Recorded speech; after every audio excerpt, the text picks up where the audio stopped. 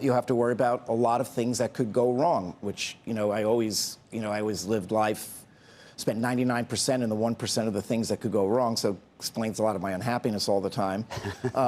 But the way but people are hard pressed to come up with it. People don't see a lot of leverage and they don't see this and they don't see that. The way I used to try to draw people out is I never used to say what could go wrong. I'd say, you just, you were swimming in the Arctic, you got frozen in an ice floe, you melted down, and a year later, I'm telling you the market crashed. Tell me what happened.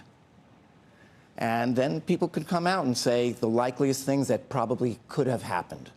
And it usually involves around leverage in this time now, probably credit, leverage in places that you don't see it, and there's certain environmental hazards that are here, and then I used to think to myself, if I could think of it, that's probably the last thing that would happen.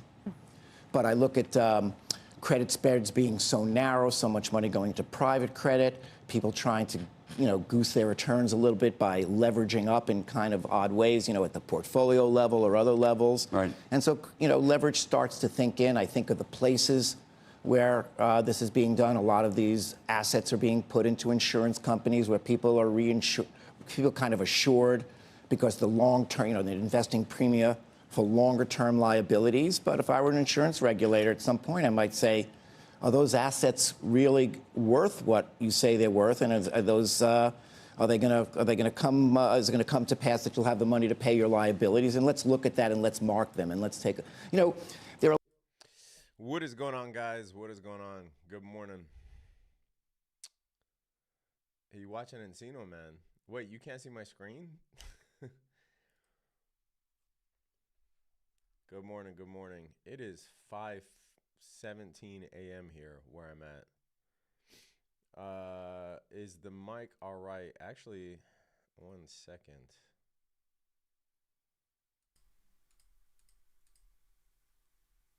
What about now? I think the mic should be good right now. Let me know, though. The mic should be loud and clear right now. Live now.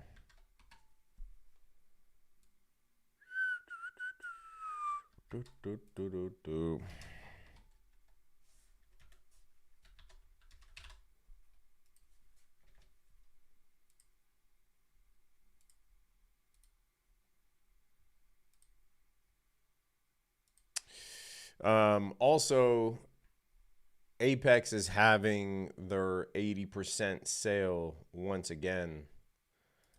So make sure that if you want to trade a funded account, go to Apex and put in the code TTT and you'll get 80% off. I don't know how long it's going for, but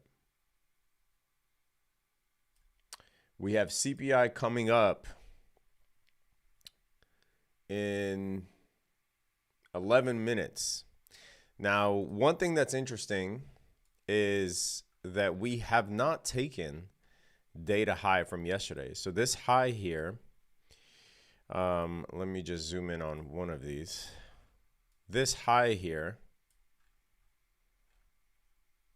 is PPI from yesterday. So I think we will manipulate up to at least sweep that high. That is my thinking. We will manipulate up to at least sweep that high.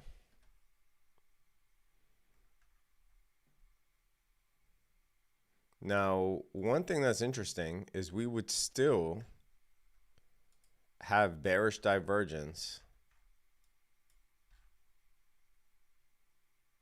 But we would still potentially have bearish divergence between NQ and ES, which right now NQ is making a lower high and ES is making a higher high. A couple of setups that I'm looking at that I took a position in yesterday, actually. Amazon,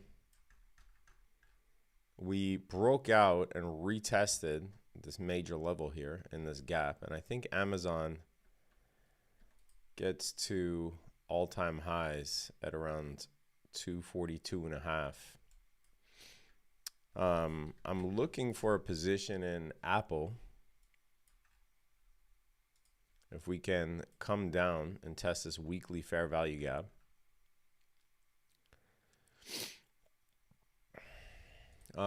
It typically takes a few weeks to bottom after the Apple event. So I'm looking at that. We recently started a position in Core Weave, which is doing nicely.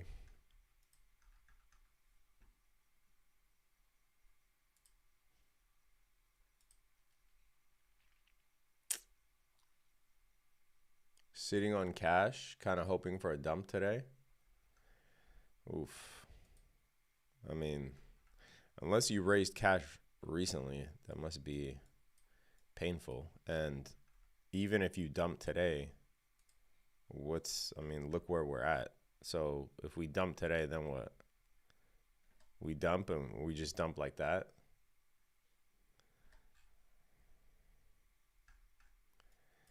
Kind of a tough spot to be sitting in cash, unless you raise cash recently. Like if someone sold up here, I don't begrudge them as long as they understand the tax implications of that, right? This is one of the reasons why I'm fully invested is because although I would like to take profits, or mostly invested, although I would like to take profits, I'm not going to touch my stock, especially ones that I bought in April and May.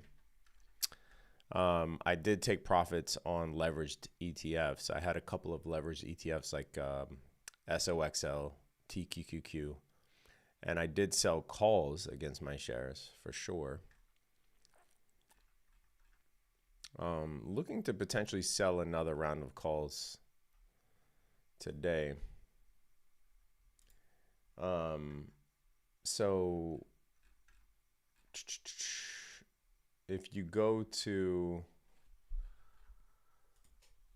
the option selling section of the Discord, that's where I post all of my option sales against my shares. So AMD, Nvidia, Tesla, and I do have one against Google that I keep rolling out.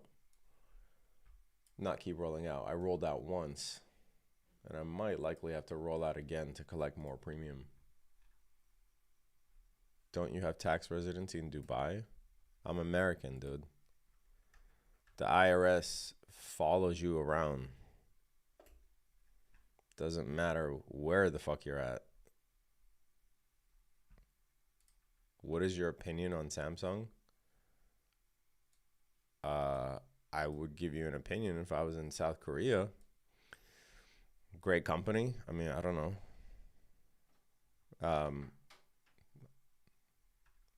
Personally, I'm an Apple user, so I don't have a Samsung phone. I don't know. What kind of question is that?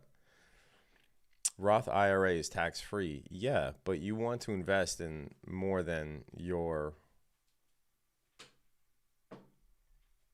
you want to invest in more than just your Roth IRA. Like, you want... So, there's this great quote by Buffett where he said something to the effect of your first priority in life is, or your first priority should be the money that you need to live and eat. And if you have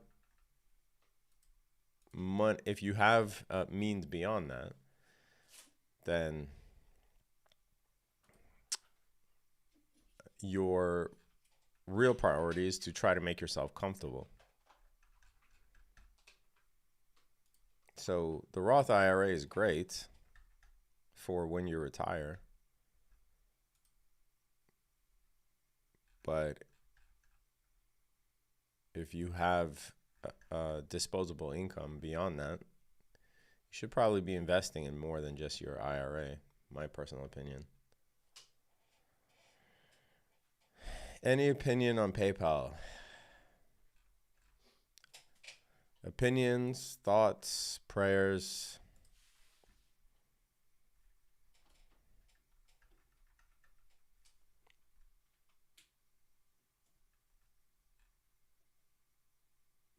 Roth IRA is only 7K a year contribution. Yes. If you're a business owner, you have access to a SEP IRA, which I think the maximum contribution for 2025 is 70K. But yeah. Which TV indicators do you use? I don't. I don't trade with indicators, just price action. We could live in Puerto Rico half the year. Yes, something that I had considered before, but then you'd have to live in Puerto Rico.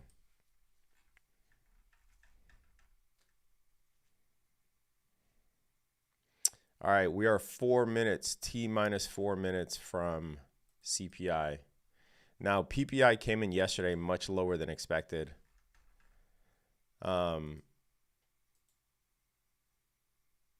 It actually surprised a lot. It came in negative. So typically CPI and PPI do follow each other, but there have been times where they've diverged wildly. Please talk about your long-term investment channel. What can I get? Dude, it's all right there. What do you mean, what can you get? It's not a candy shop.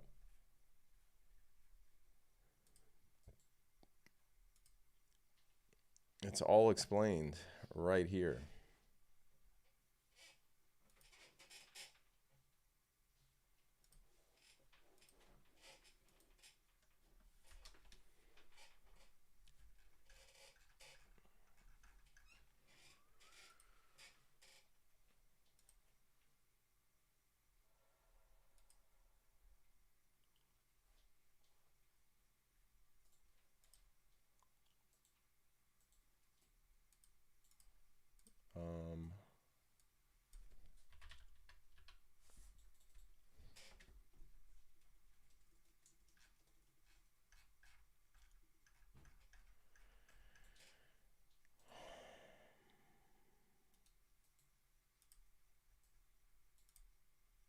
One second.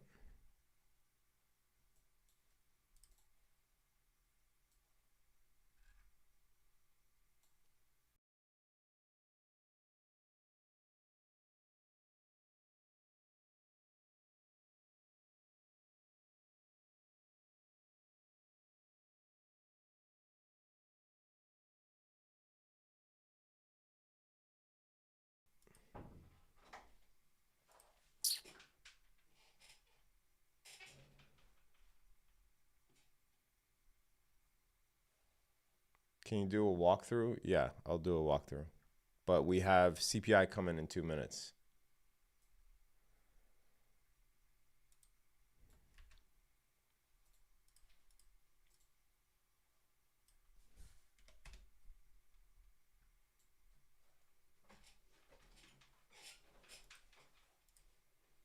But when I said it's all right there. It tells you what you get. Access to all the long-term investing ideas, stock market updates, long-term stock buys, monthly investing calls. Does not include short-term swings, day trades, or market open live streams. Right now, it's still only $35 a month. It is about to go up to $50. We did raise the price of the premium, which I live stream every single day on the Discord just like this.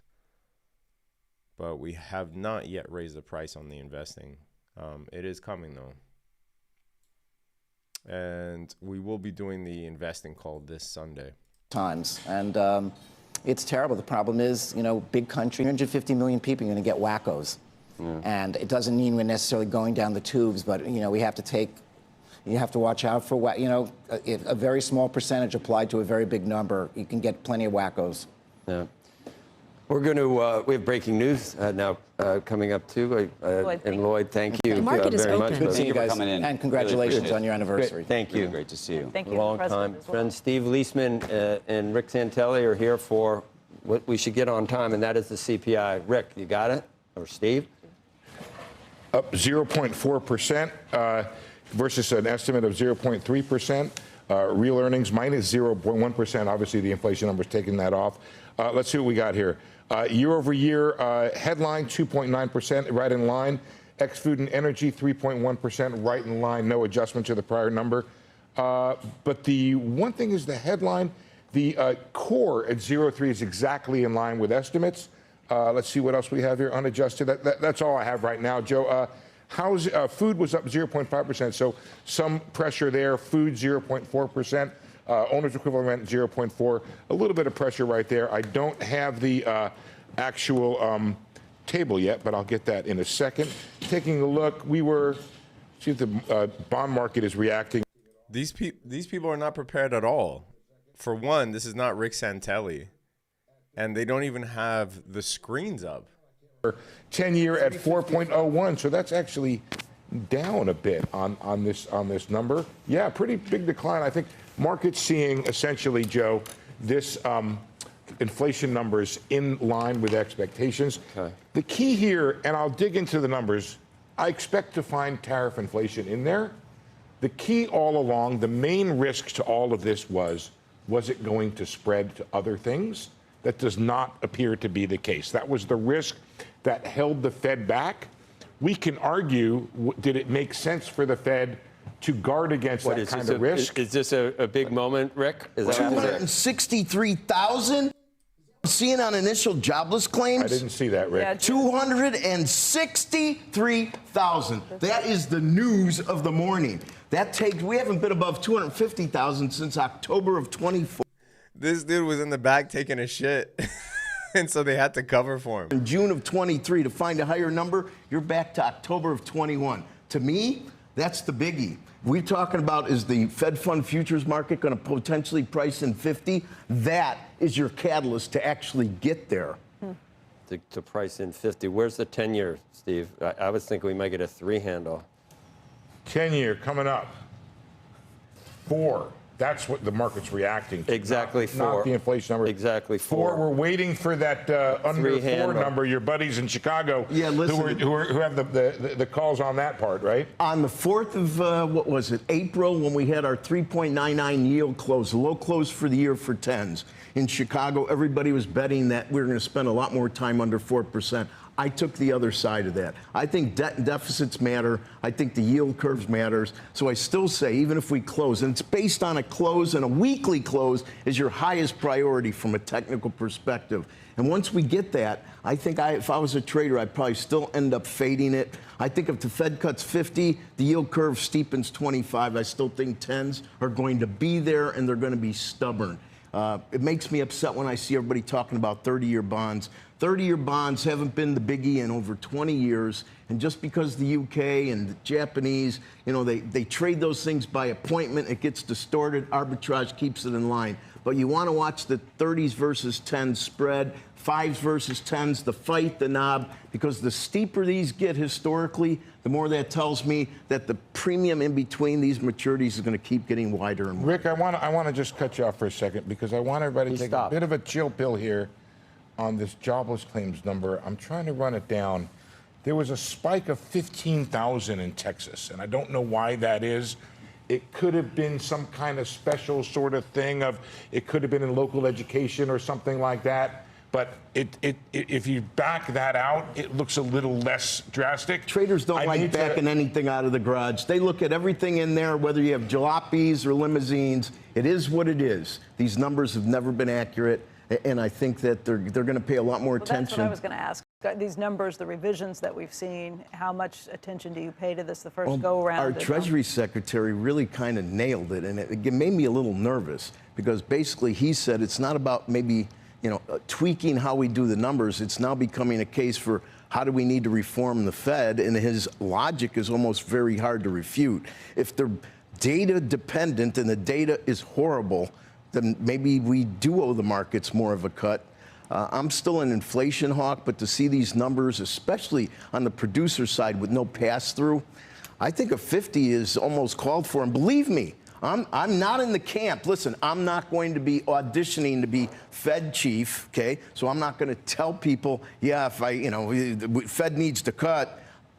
I think with record prices and equities, I agreed with most of Jay Powell's logic, but I think things have changed dramatically. And that 911,000 revision, more than half of those jobs taken away, that really does change. I'm going to. Did last month, was it CPI first, then PPI? This Yeah. month, was it PPI, then Yeah. CPI? So Yeah. it was Yeah. like that. Yes. So last month, PPI was great. CPI scared the hell out of everyone. This month, PPI was great, and CPI was low. That's okay, yeah. I want what Lloyd I just Blaine want to finds. take the other side of Rick's trade here real quick, which is You're sitting next to each other. Do not get into one of that. Maybe that'd be good. Yeah, why not? Whatever for radio. I don't want any fisticuffs. Why not? Okay, I do Good for want. radio. Yeah, you're right. Okay, go. very quickly before Lloyd, you have a GDP running at a tracking forecast of north of 3%. You have the stock market near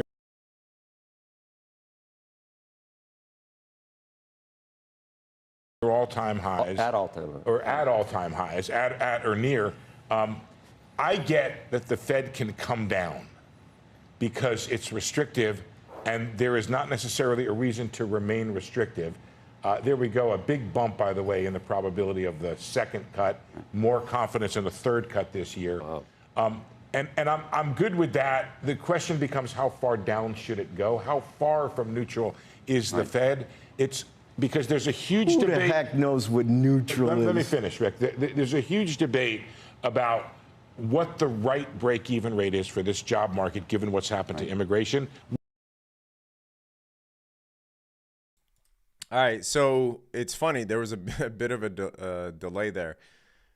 So they didn't actually present the numbers very well. But let's go over the numbers real quick. And I'm looking at a potential short to data lows, by the way. I'll talk about that in a second. But CPI actually came in higher than expected month over month. So did not follow PPI, which yesterday came in negative 0.1 versus 0.3. CPI came in at 0.4 versus 0.3. Core is in line, and year over year is in line.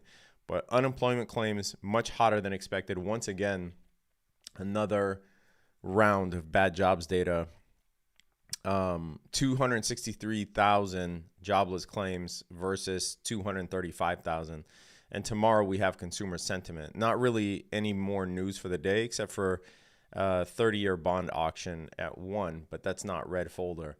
And right now, if you look at the Fed funds futures, still an 8% chance that we get a double cut, meaning a 50 basis point cut on the 17th of September, which is a week from yesterday, so next Wednesday, and a 92% probability that we get a 25 basis point cut. So it's going to be really interesting. This is the first Fed funds futures, in my opinion, where we don't really know what's going to happen. The jobs numbers have been so bad that they can justify, honestly, they can justify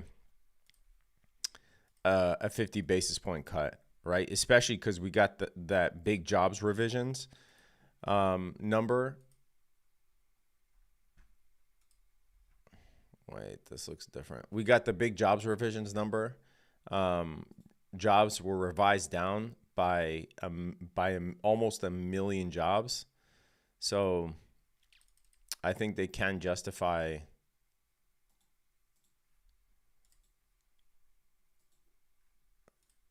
a 50 basis point cut. I want to see if I can short this down to data low. So that right there is CPI low. We took CPI high already. Now we still have PPI high, which I think eventually is going to get taken by the market today, in my opinion. But we have a breaker right there. And if you look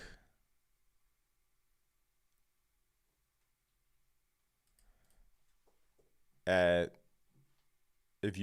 the fib, that's 0.5 of the level is right at the breaker. And then obviously we have OTE up here. So I want to see if I could take a short on NQ.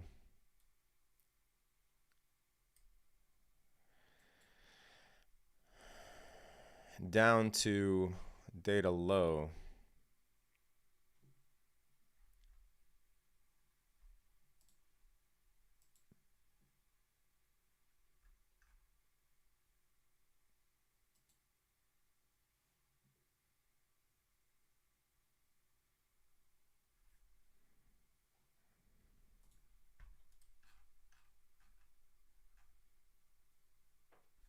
Yeah, so that's data high. That's data high.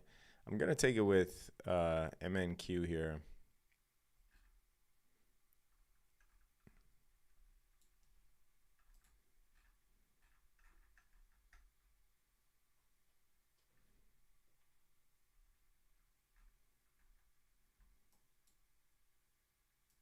In the prop account.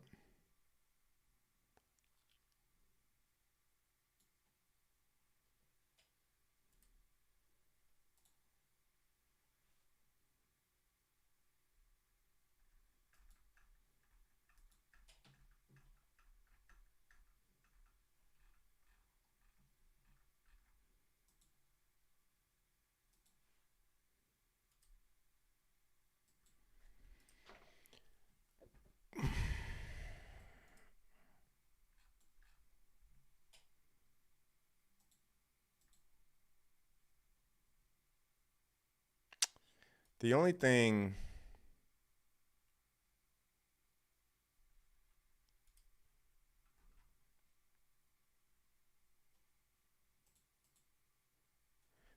that gets me here is that we took so much sell side already. Right? You can see this 15-minute candle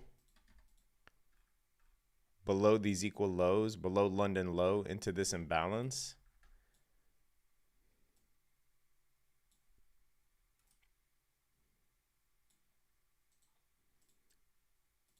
We could honestly manipulate up, take out PPI, and then come back down.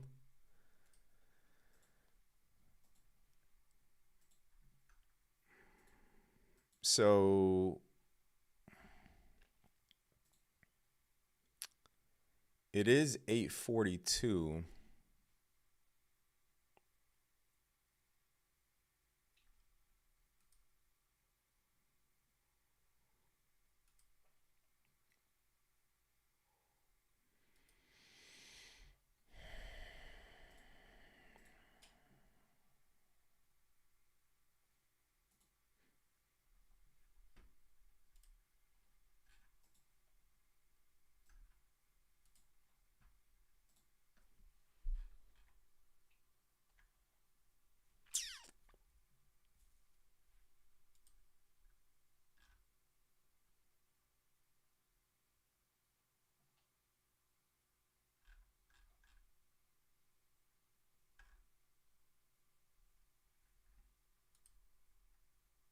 We could also take a long off of this level to go higher, in my opinion.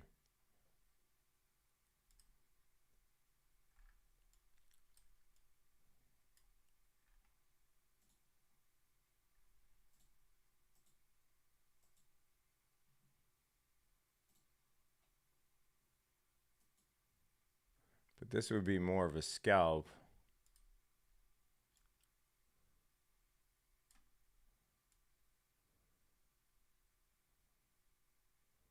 Almost a 2-to-1.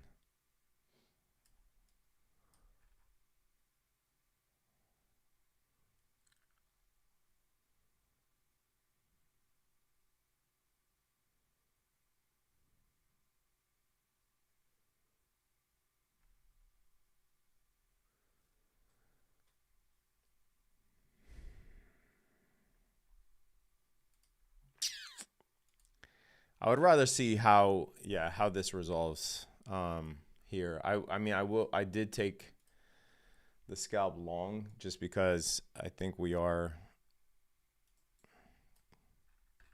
going to set my stop to break even here.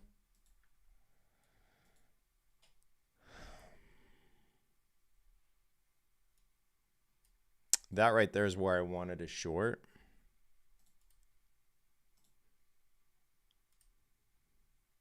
I could take this $400 on NQ.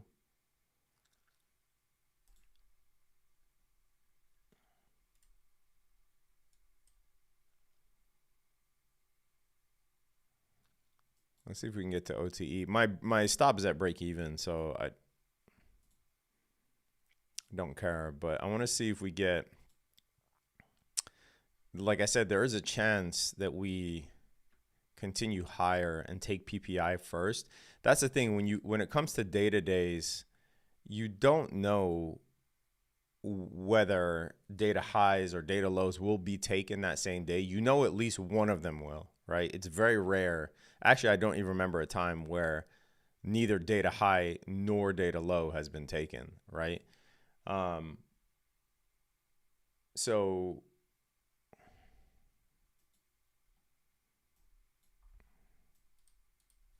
yesterday, for instance, we took data low. We didn't take data high. Let's see if we can get to OTE, even though we have a breaker right there. So if I'm being prudent, I should take this scalp here. But like I said, my stop is at break even.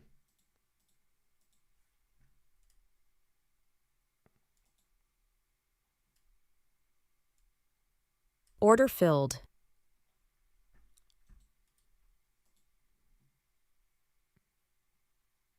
And if we get above this breaker, okay, nice.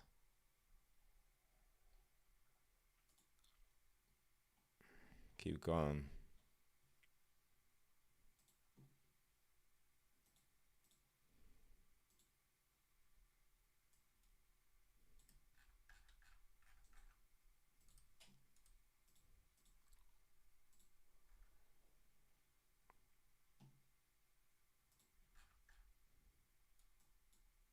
Yeah, that would be wild if this goes all the way up to 24,041 up here. I don't know that it can happen, or it can happen, obviously, anything can happen. I don't know if it's like right there. That would be wild. I might just let this ride. Hopefully we get a close above this.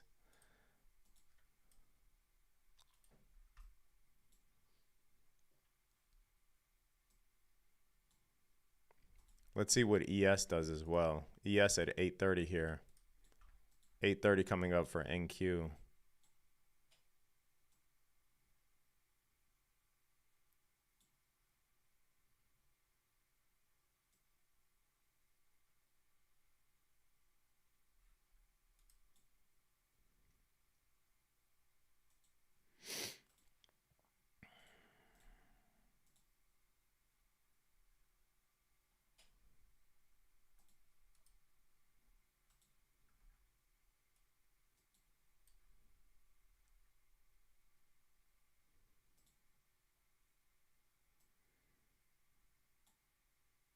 If we inverse this 1 minute FVG,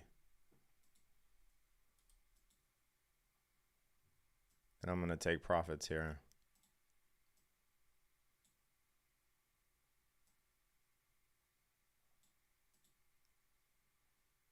You know what? It's at break even. Just let it fucking go.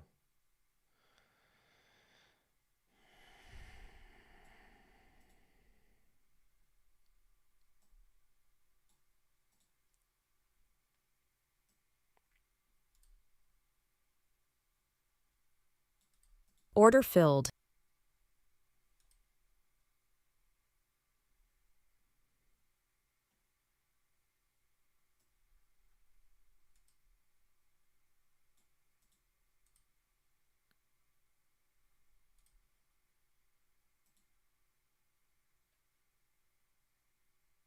We have a macro coming up in 1 minute. I would really love if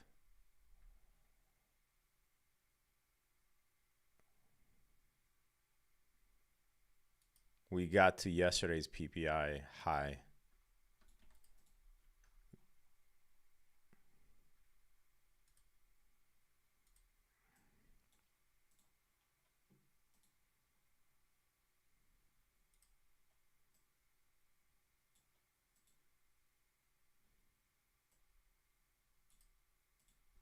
So where we bounce from is also the 4-hour fair value gap, by the way. I had that marked yesterday. But if we can get there, let's see.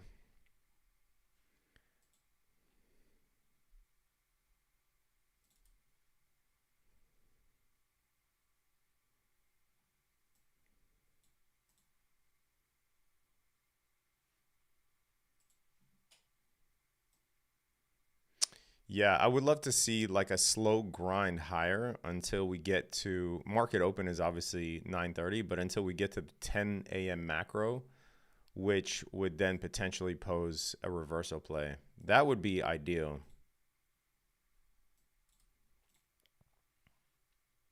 So far, the 5-minute looks good in our favor, but we still have 3.5 minutes till this closes.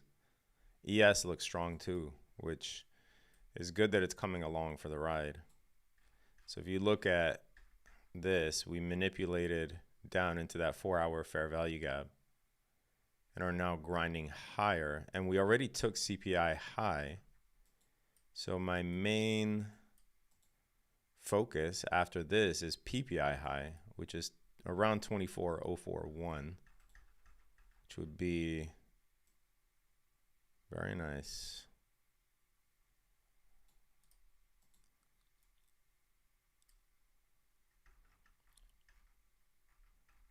$24.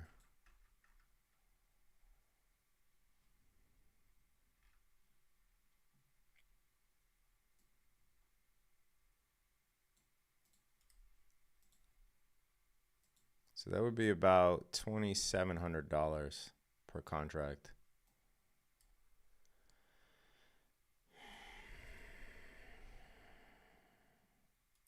Up 1,000 here. We're not out of the woods because this is 8:30 and we're still in the 1 minute fair value gap at OTE. So definitely not out of the woods.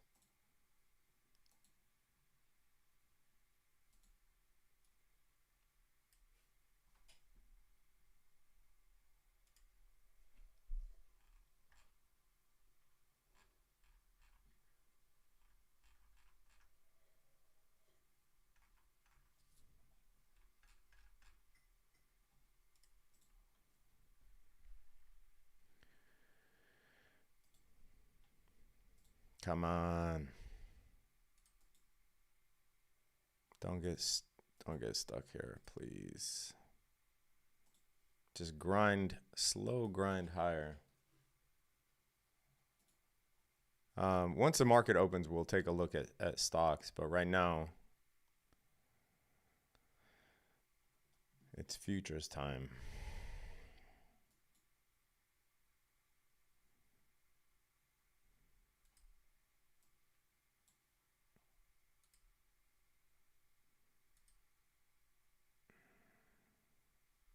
This is well above 2-to-1. Right now we're talking about almost a 3.5-to-1 trade.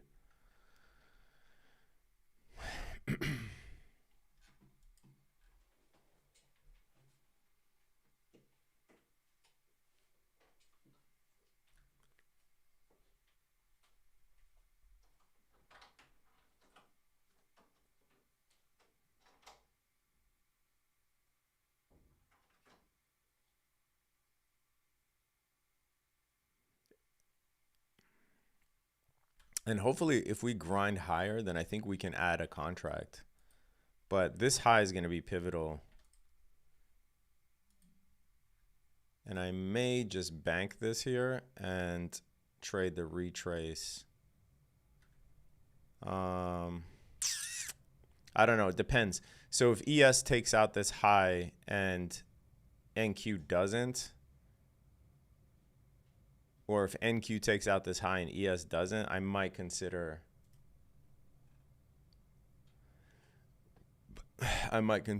taking profits.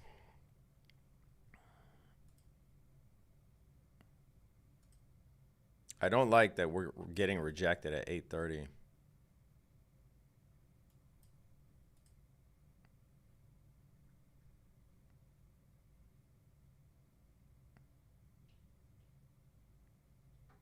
But ES is bouncing off 8:30, so you can see ES is above 8:30, which is a good sign. We just need NQ to get above 8:30. Both 5 minutes closed above the fair value gap, by the way. So I think that, you know, we have a definitive IFVG close. Would love them to close above the red candle body on the 5-minute because that's a CISD. ES technically did it. NQ lagging.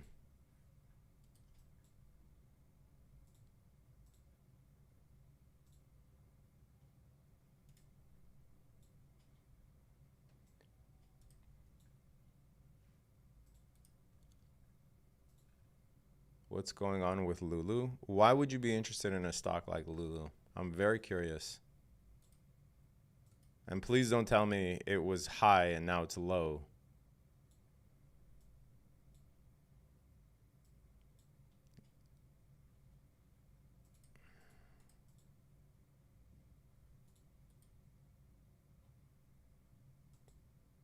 Remember, data lows is still potentially in the cards.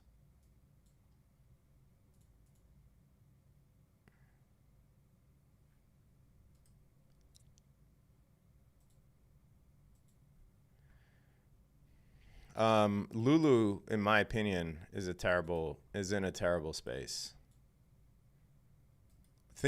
Try to think of something that's more competitive than women's athletic wear. Honestly.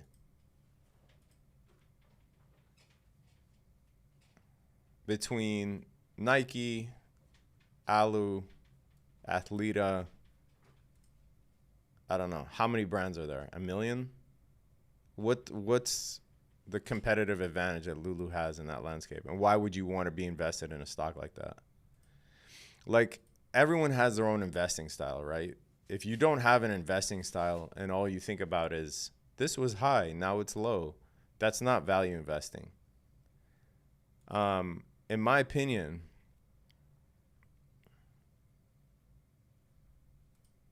hang on, 23,907.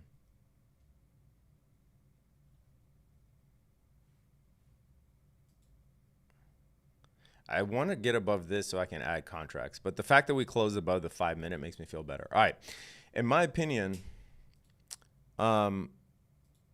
or the way that I invest, right? I try to find companies that are monopolies or near monopolies, right? So think of NVIDIA, monopoly, ASML, monopoly, Uber, monopoly, right? Or near monopoly. At least at this time before self-driving. Tesla, monopoly.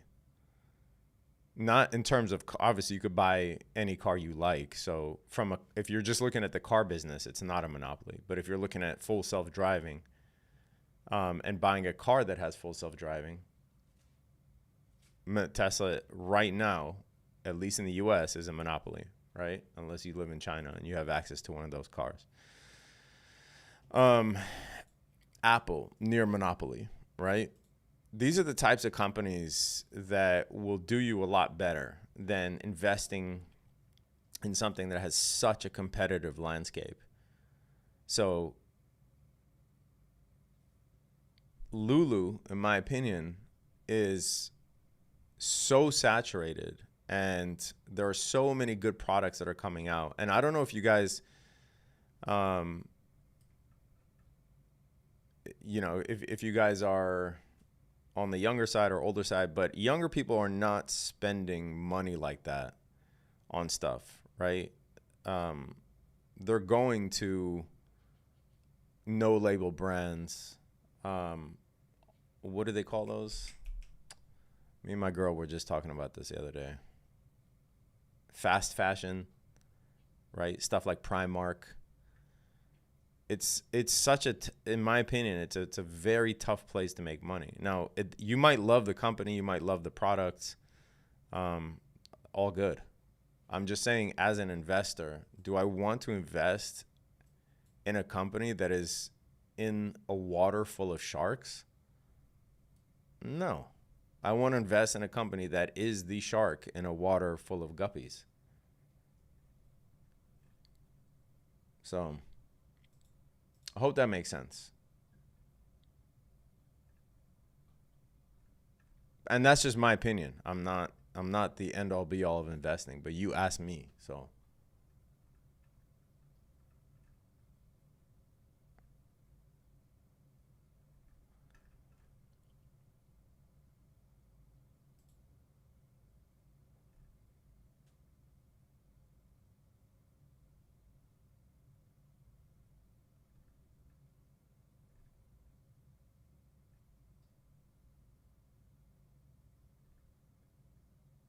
Do you trade copy prop firms? Yeah. Very unclear if you took the trade or not. What is this sitting in your face right here? What do you think this is? A video game? This is my brokerage account. When is data coming? Go back to sleep, bro.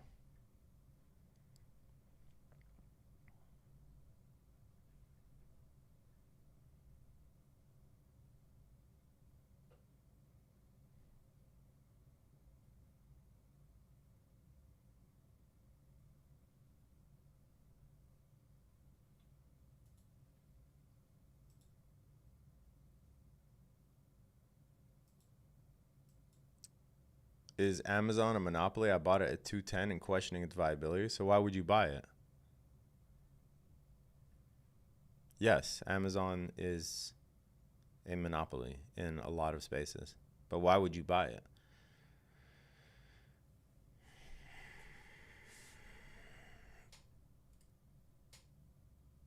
Whoever's writing in all caps and wrote a freaking Moby Dick novel, I'm not reading that.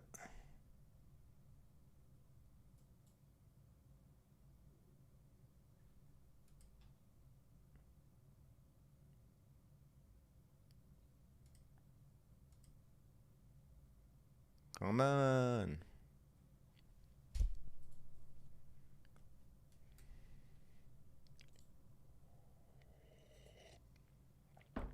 Any trade ideas for Amazon?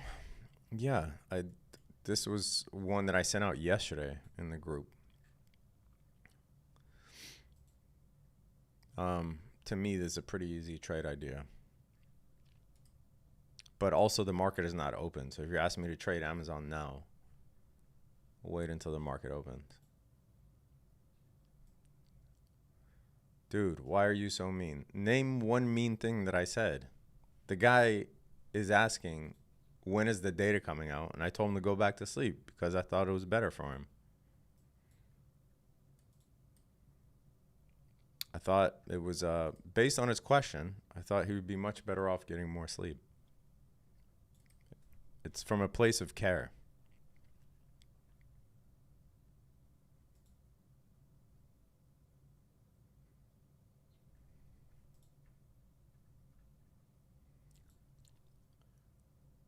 Love the death coffee. This isn't death coffee, dude. Someone tell homeboy what this is. I will question what you did as a child if you don't know what this is. Or maybe your age. I could see if you're really young, you wouldn't know what this is.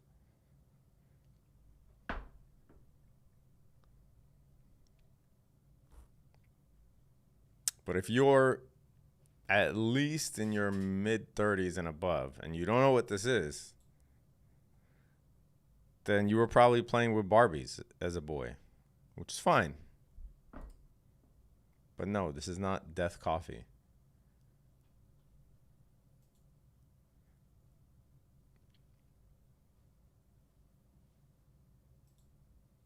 How was your trip? See, one nice, respectful person out of many. It was really good. We had a really good time.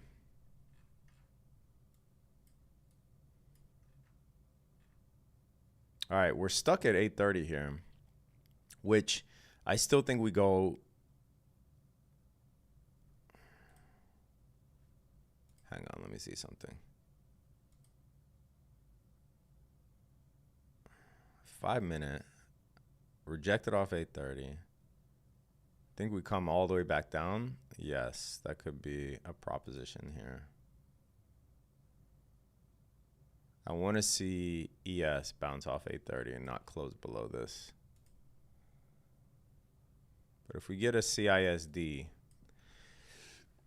I'll take my profits and re-enter.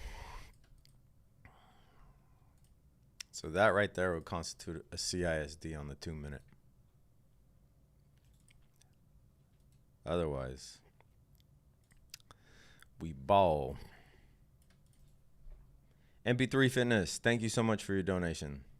Appreciate it.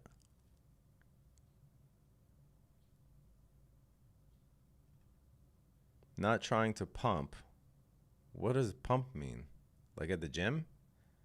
But I just started trying that product Magic Mind, and it's legit. I have no idea, bro. What is that? Some kind of drug? Magic Mind? Sounds like mushrooms. If that's what you're talking about, you're speaking a foreign language to me, bro. I got no problem with what people do in their spare time, but that shit ain't for me.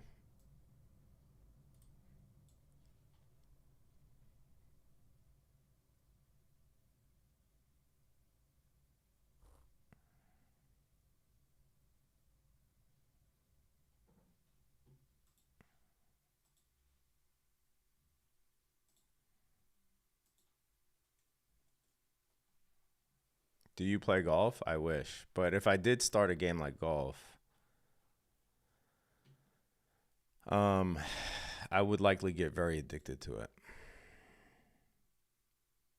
It's something that's on my list, but I just don't have the time right now.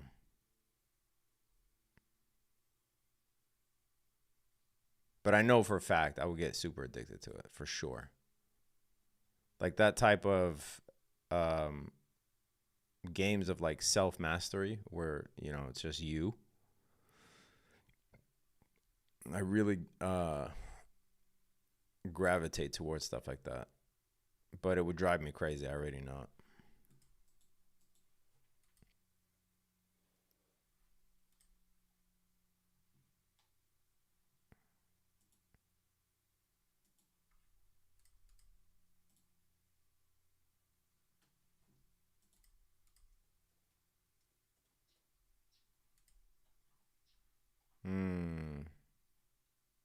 We better see a bounce here or your boy's going to exit this.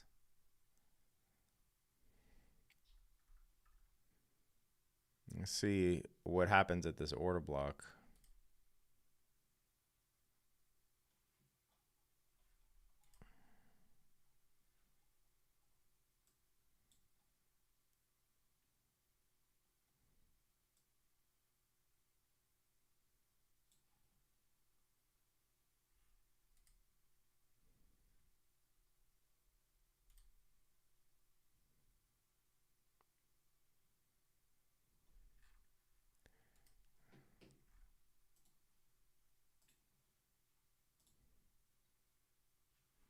One-hour fair value gap. We respected it. And we have that high right there.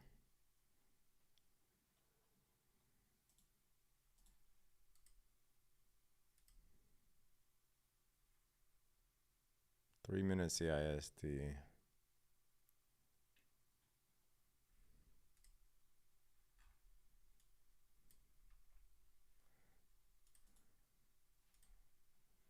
We have a 2-minute FEG right here.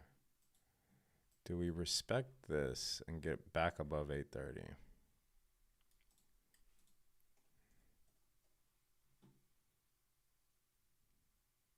Hope so. Want to buy OpenAI stock. Great. I think you're a bit too late for that. So I should have thought about that a while back. What does CISD mean? Easily can Google it. Change in the state of delivery. Thanks for the free live. Appreciate it. You have to learn how to play golf when you start a hedge fund. Inshallah.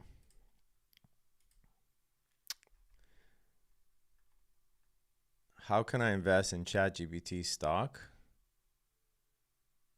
There is no ChatGPT stock, dude. OpenAI is not a public company. Buy. Okay.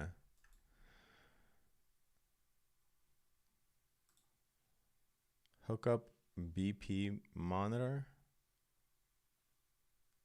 while you trade through the day. Like blood pressure? Dude, I'm pretty calm when I trade.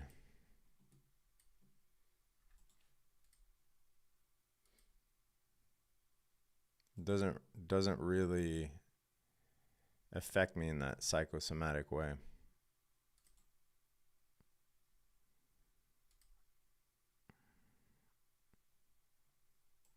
Not to say I don't get mad. Yeah, of course, I've gotten mad before. But in general, like my day-to-day is not,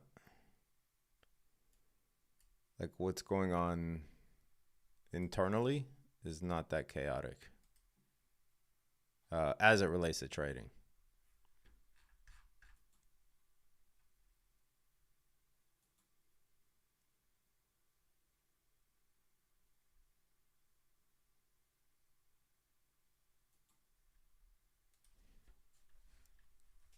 No, you can't invest in ChatGPT, dude.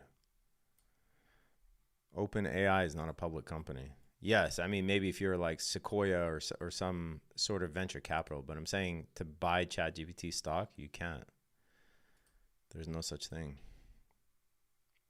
I have no doubt that OpenAI will go public at some point,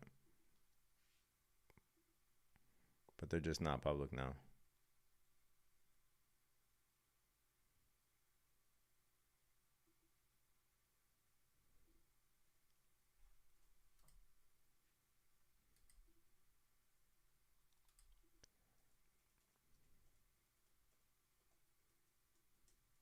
The market opens in 18 minutes. I would much rather manipulate to the upside and then come down and take out data wick low. But I don't make the rules, and I have to manage my risk here. And I obviously will be looking at stocks in about 18 minutes.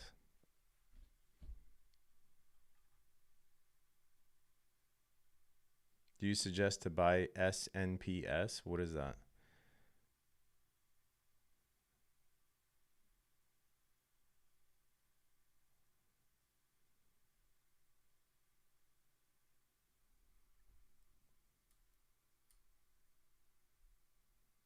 Do you have any favorite stock in the healthcare industry? XLV. Just buy that if you have no idea.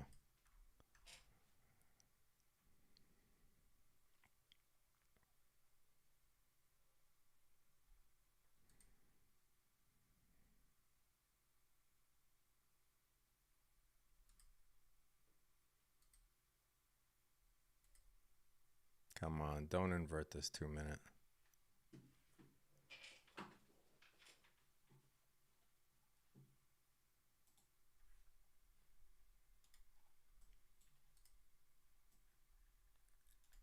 Order filled. All right. I'm going to take profits on that as I think we are going down now. Potentially. 2-minute CISD, 2-minute IFVG.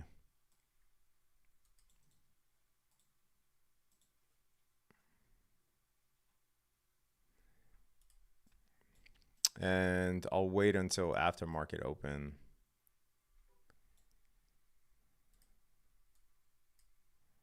to get in. I think there is...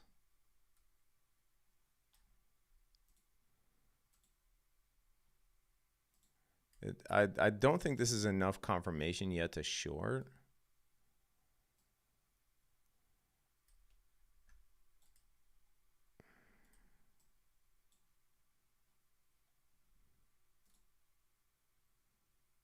And I certainly don't want to be in a position at market open.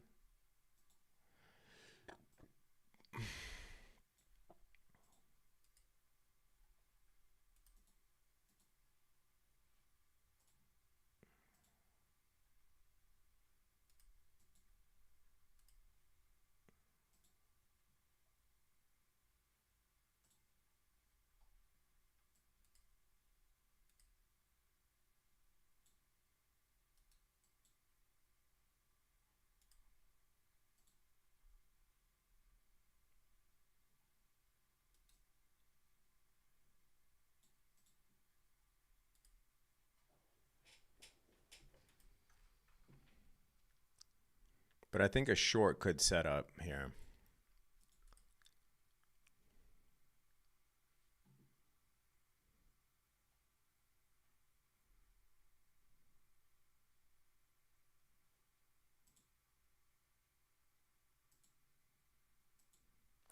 If we weren't so close to market open, I would certainly take this.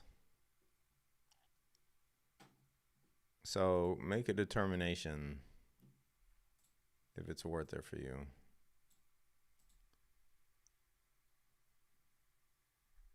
What's a stop? 20-point stop?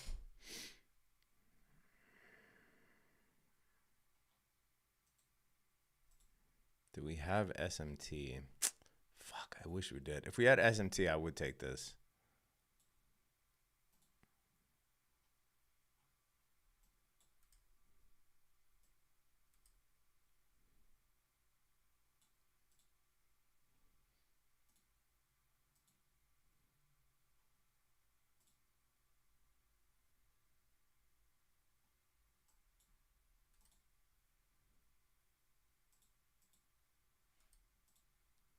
I can't take it, no. Not yet.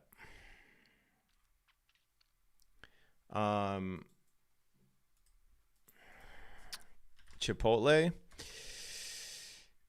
Yeah, I mean, this is a falling knife here. So, Jesus Christ.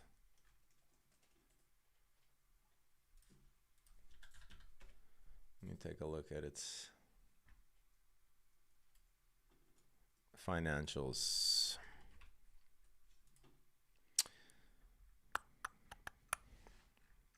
We got a nice little win on the day so far.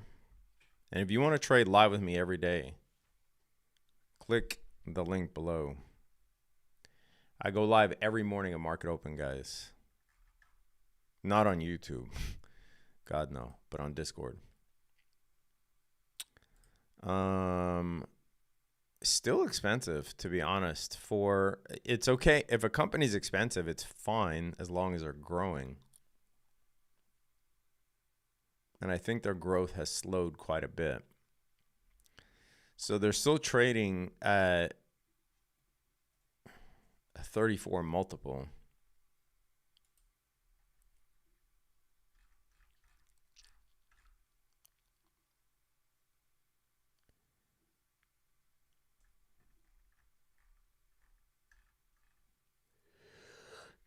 At a 4.5 price to sales, which is fucking wild.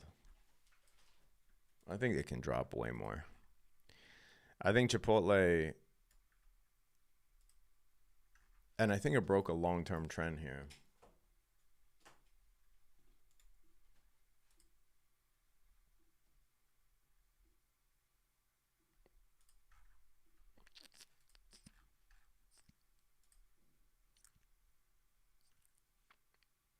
Oh, not on the weekly. So, yeah, I think in the low 30s, I would entertain it.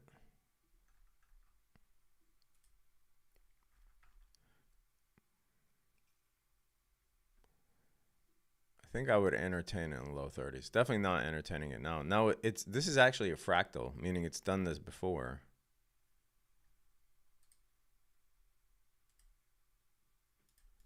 Which is essentially the same trend line. But if you look at this, it looks very close to what it might do here.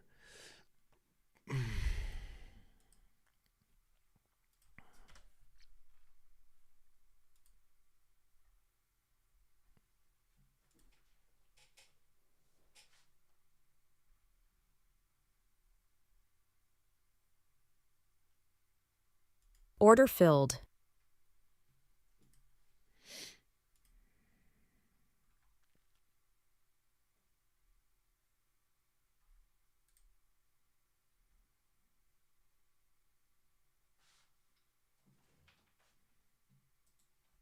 Well, there was a breaker right there.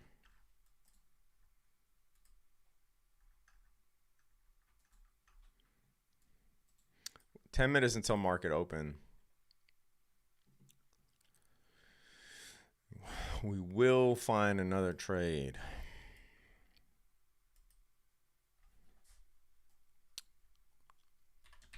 What is Tesla doing pre-market?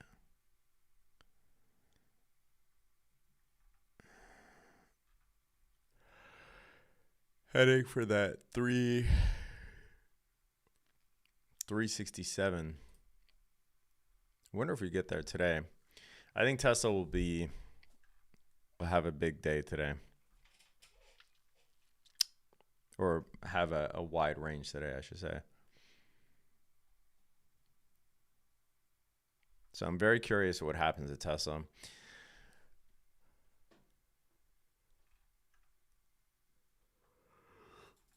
I want to see which side it sweeps first, pre-market high or pre-market low. That's usually the tell with Tesla.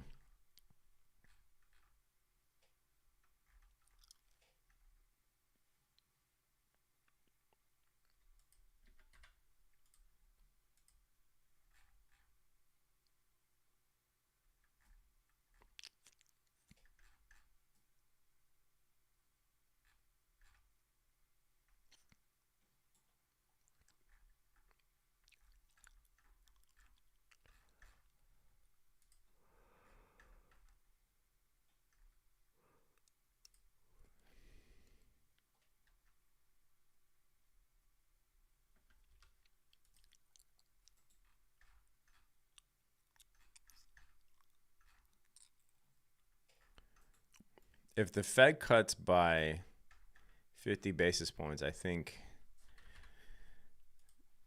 you'll see a massive move on TMF/TLT. If they cut by 50, not by 25. Because right now, 25 is what's priced in. But 50, I think you'll see a massive move. We saw this, there was a crazy move I remember during COVID.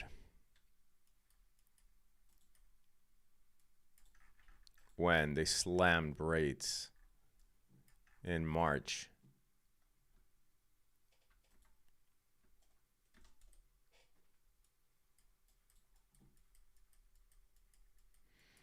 So I don't think it will be quite that move, but I think something like that can happen.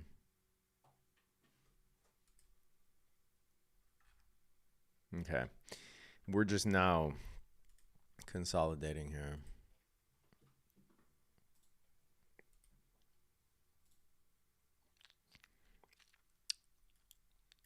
Gonna see what the market wants to do. Looking at Tesla pre-market, I want to see if the 10-year touched 4% exactly. If we can get below 4% to the threes,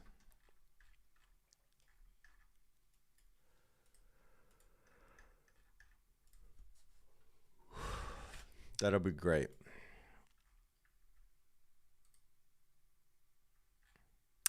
I think a bunch of people tried to short Oracle yesterday. And I think it's going to be max pain for them.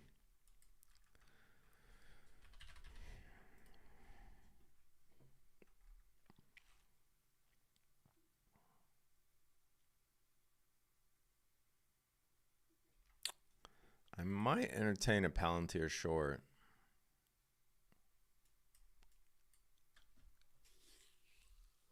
A short-term short.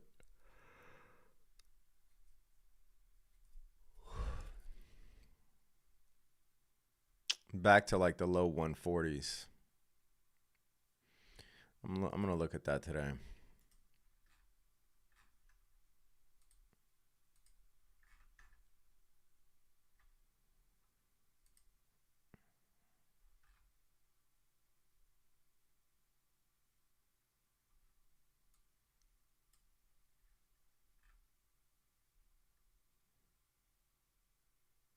I'm looking at Palantir for a day trade. I'm looking at Palantir. I'm looking at Tesla. What else?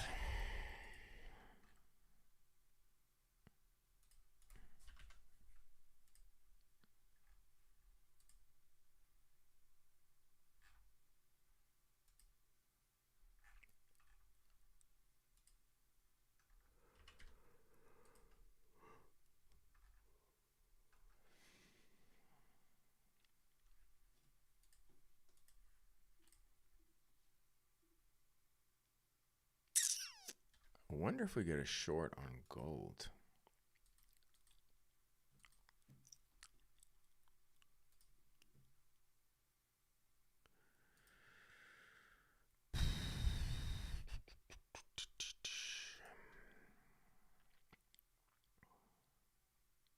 Gold is going for data low for sure.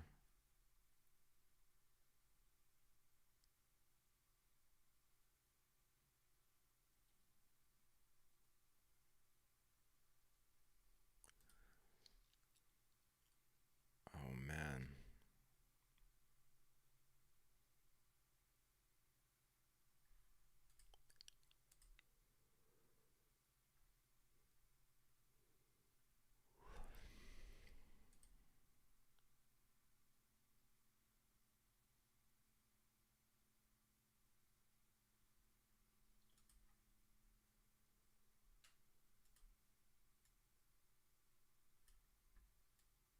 If we can get a retracement up.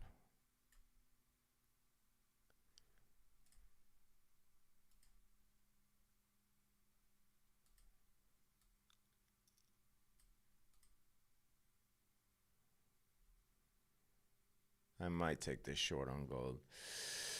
This is like a 3-to-1 trade.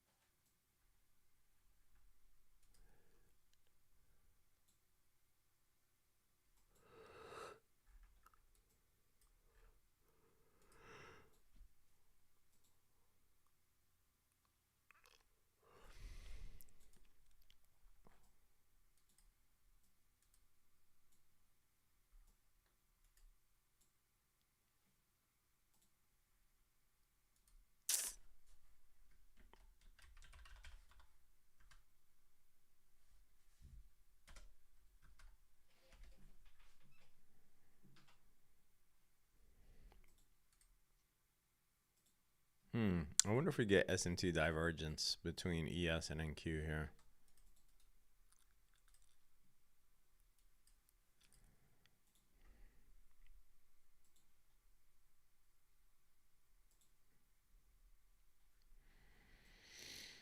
Market opens in 1 minute, guys.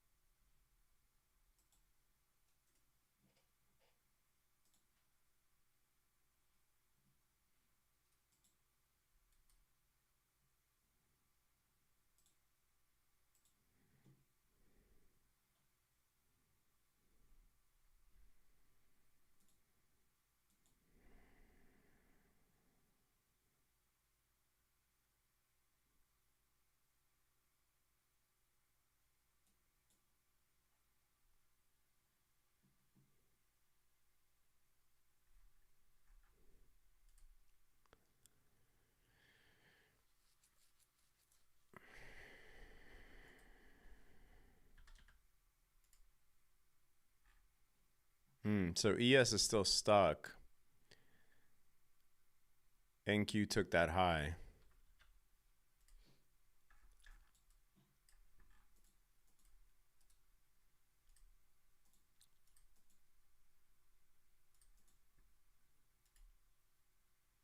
See if I can short gold here.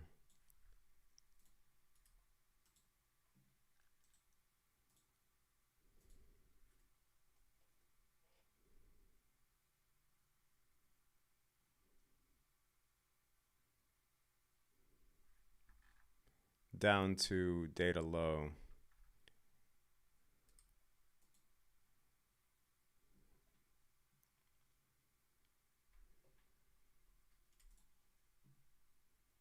Order filled.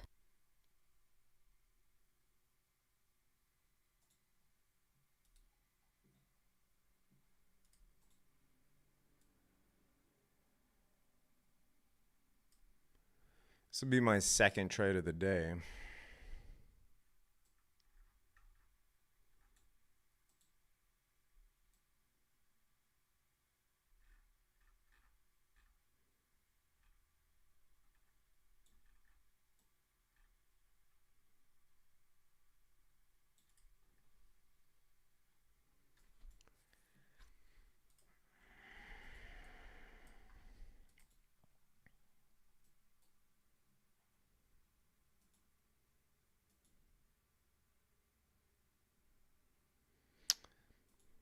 I can see it potentially going up to the 5-minute fair value gap, in which case I would explore that.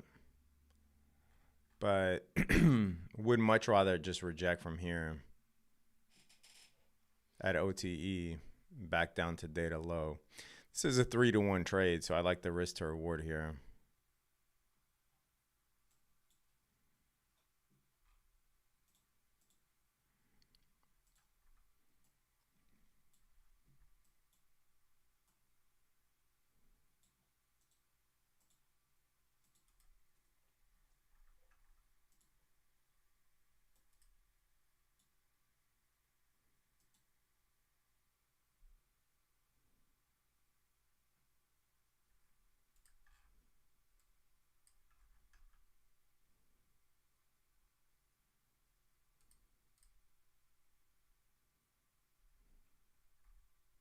Yeah, only risk is this internal high because we do have a fair value gap here. So technically we could come up and reject off there, but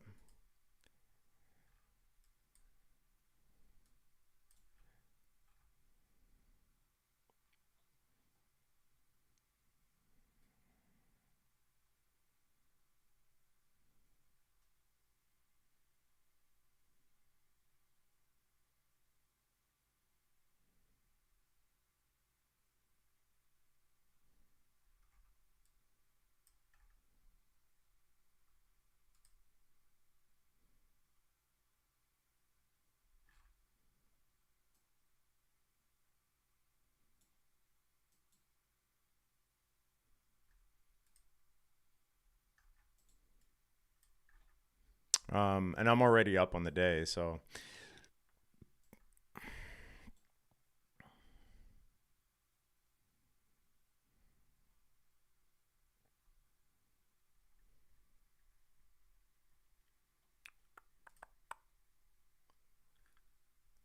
come on, close below 830.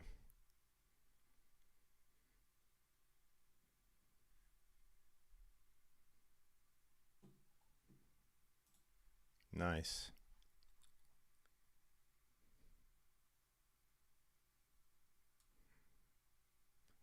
Give me data low. Why is Kramer on my screen? He's a bad omen.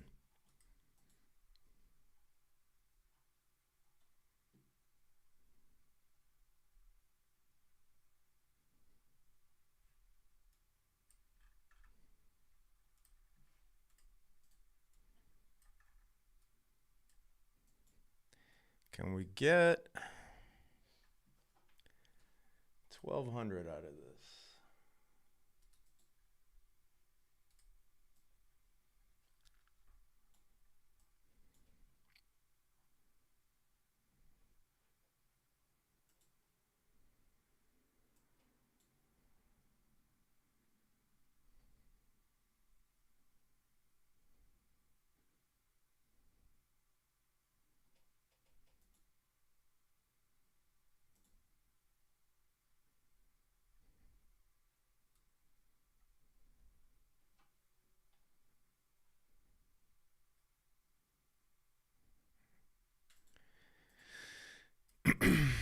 So I took this in my real money account too, obviously.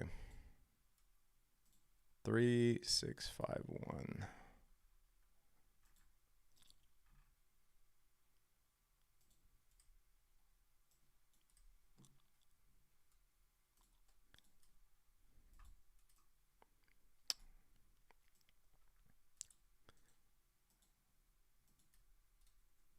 Stop is at break even.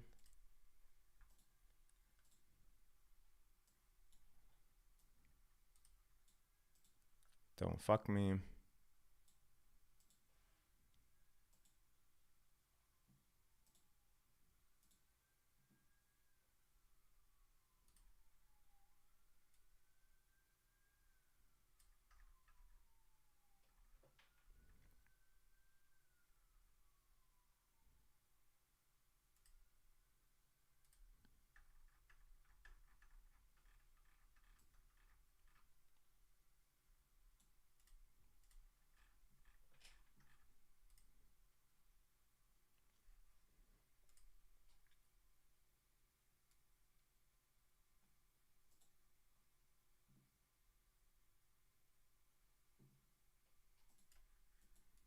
Actually, that's not where I want my stop now.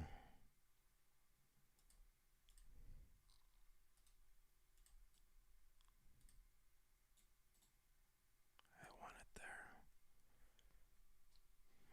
3665. That's where I want it. It doesn't always have to be break even, guys. Put a stop where it makes sense.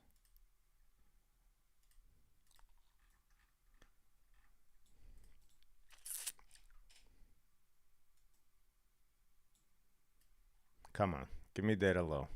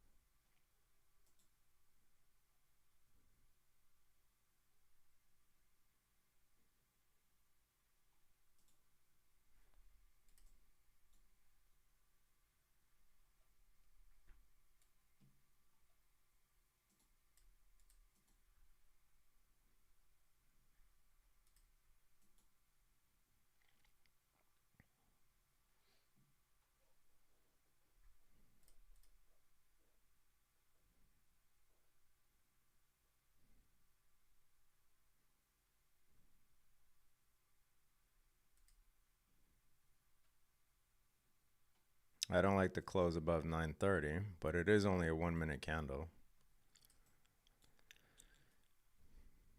Palantir looks like a PO3. Potentially a long setting up if we take out pre-market low.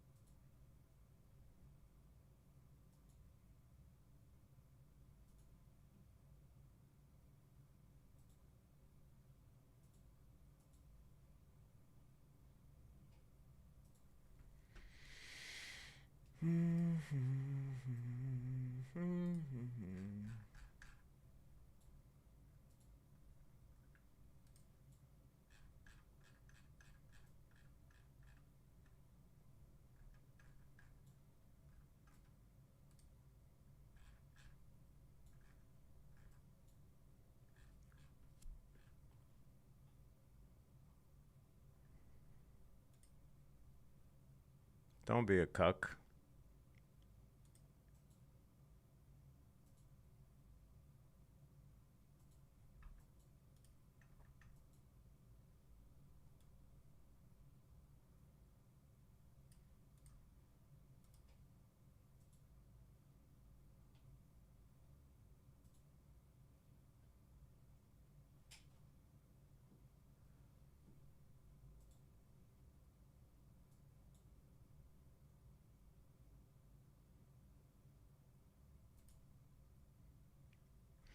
If I get stopped out here, I think it goes for this 5-minute fair value gap. Kind of filled. sucks that we didn't take out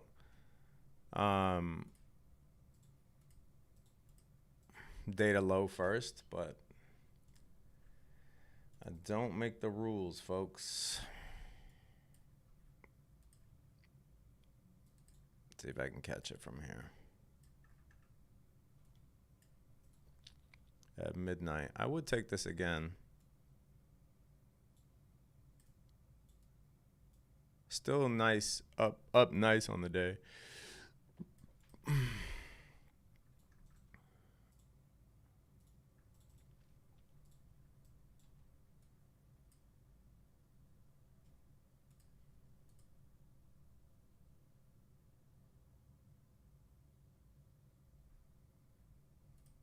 Let's see.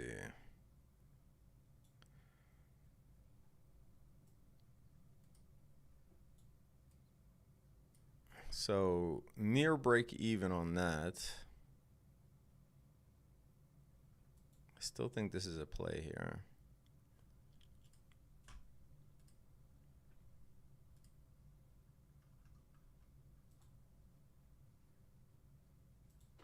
Let me see something.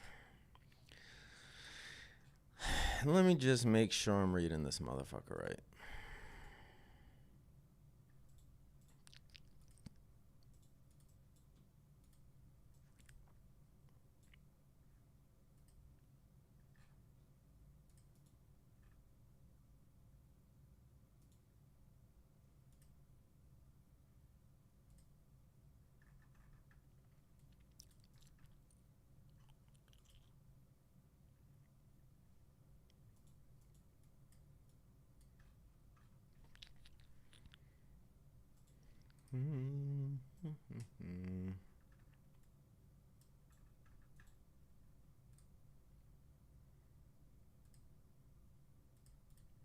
So we still have data low, right? It's got to be taken at some point.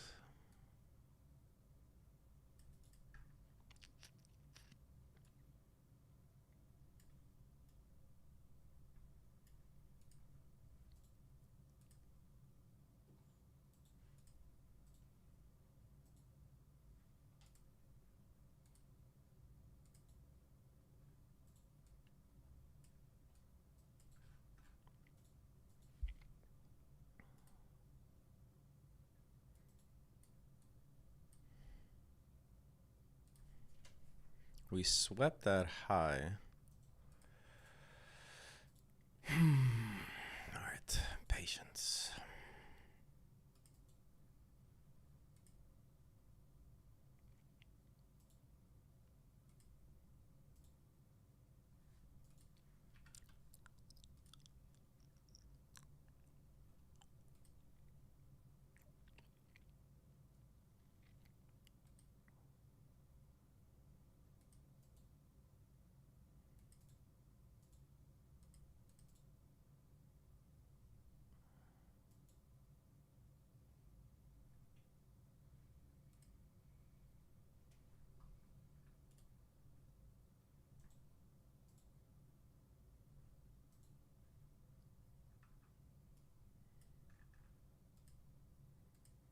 Yeah, I still think we get down to data low here.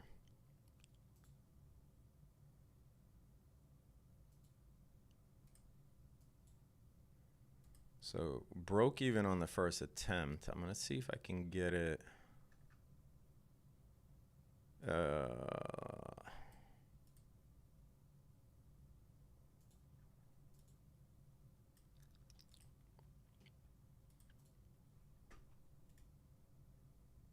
I mean, mean, even the 4 hour rejected off the 4 hour fair value gap.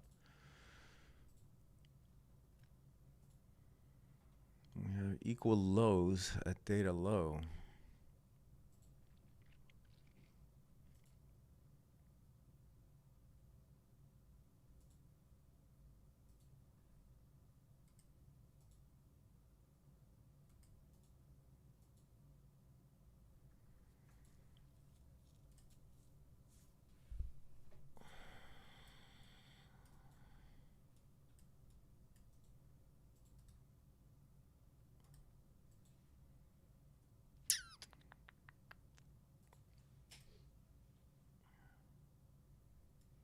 Should I take this here?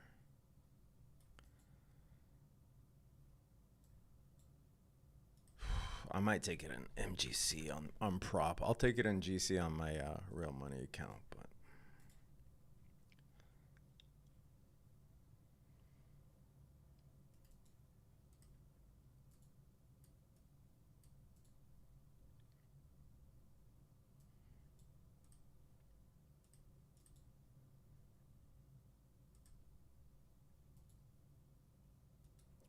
I'm gonna take this in MGC. That way I can add a full position.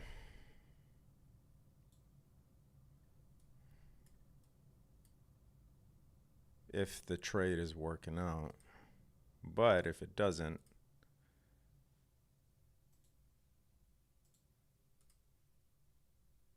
I'd be relatively unscathed here. So we have midnight.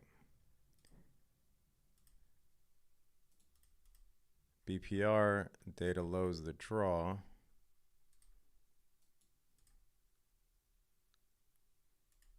OTE, I think this is an A plus trade.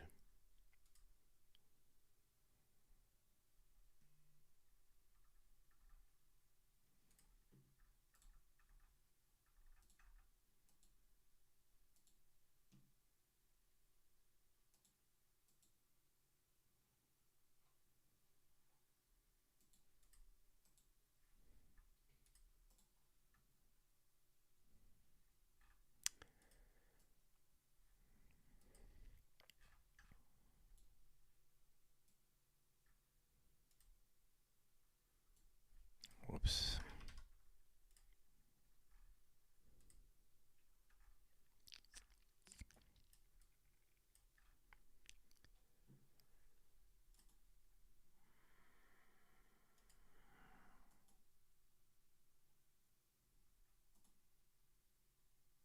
Order filled.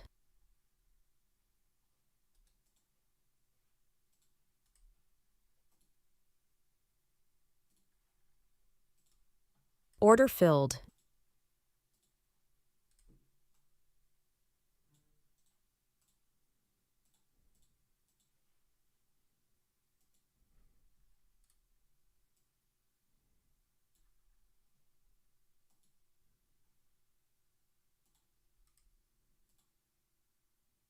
Midnight.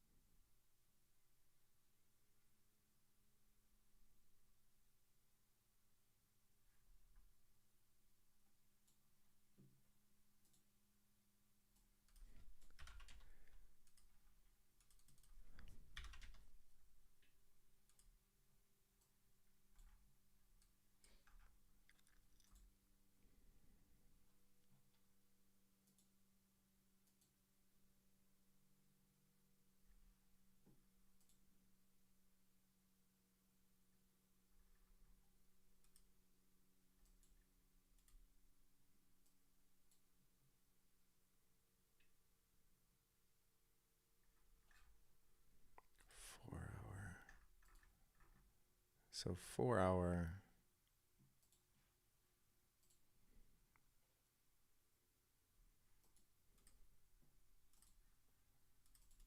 Have we successfully taken that? Or do we dip back more below data low?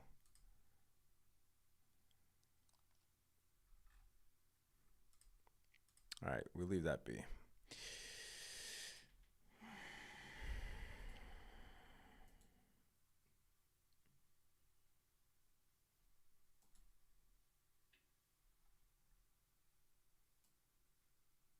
Tesla took pre-market low.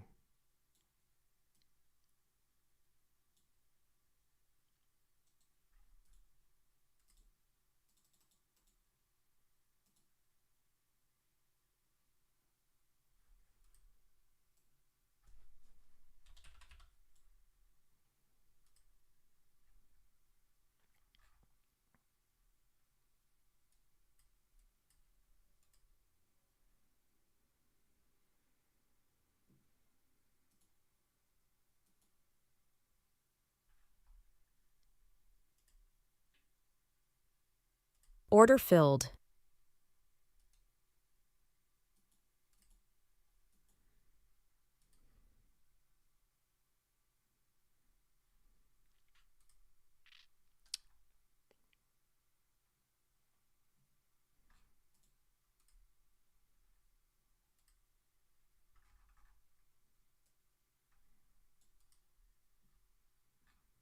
I think there's a potential Palantir short.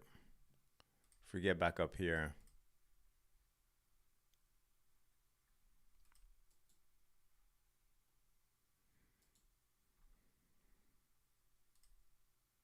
Still hovering around break even on this gold trade. I would love to add to this position, to be honest.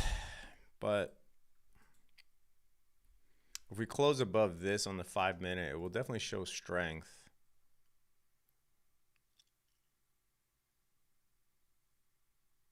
But I think micros are the right call here because the reward is so large if it pays off. Plus, I can add to my position, but the risk is not bad if I get stopped.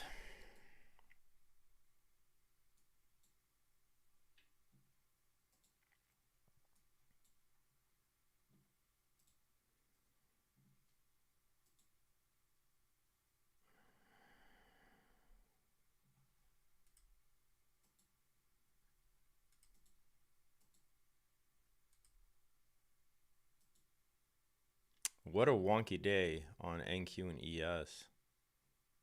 I'm glad we made money on NQ earlier, but I wouldn't want to be in this. I'm going to set an alert on Palantir here because I think that if Palantir retests this breaker at 9:30 in this fair value gap, I think there's a potential short.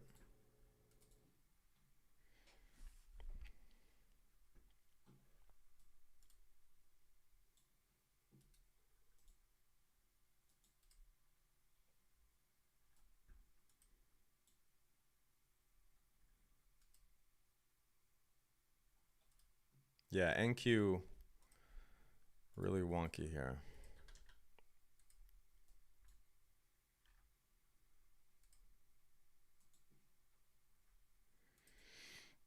Also, the dollar is definitely not helping gold's case because the dollar tanking like that usually leads to at least gold stagnation, if not strength. So the dollar needs to find a footing here.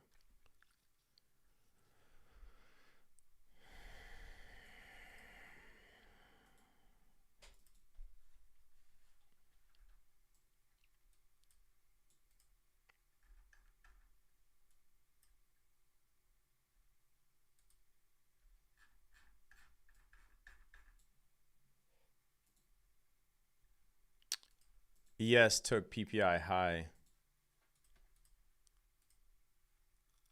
Still hovering around break even on gold.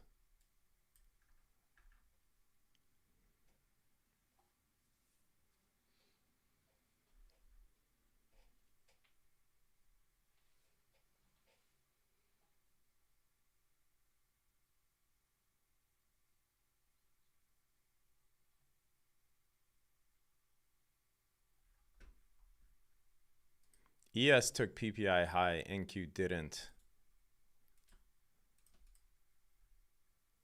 This is very significant.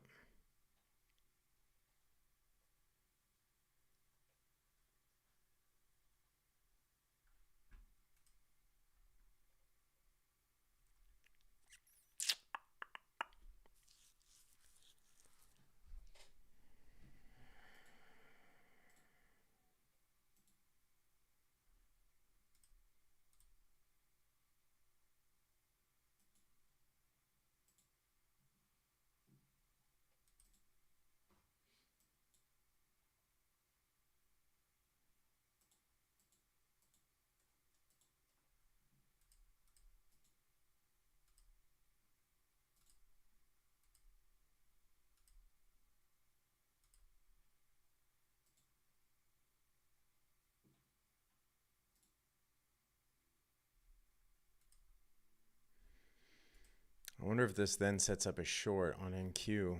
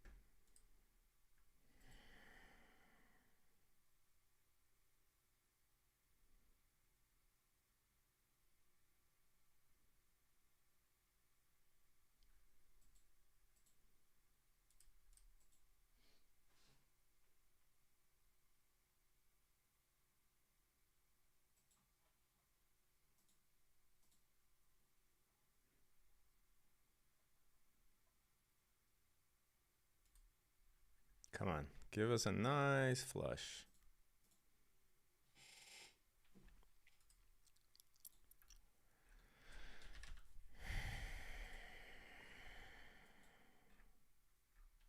Oh, beautiful PO3 on AMD pre-market. Let's check Tesla real quick. Yeah, this is the same exact thing Tesla did yesterday. Took out pre-market low. There might be a long to yesterday's pre-market high, or yesterday's PM high at 356.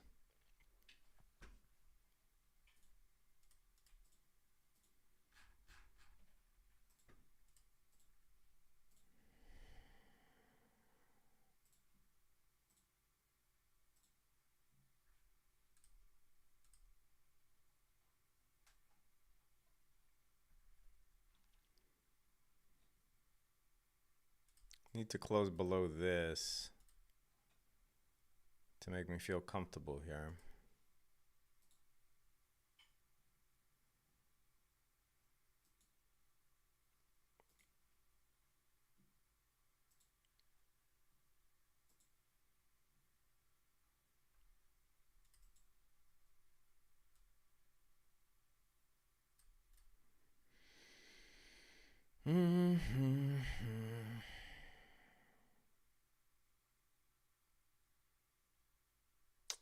Finally, some movement.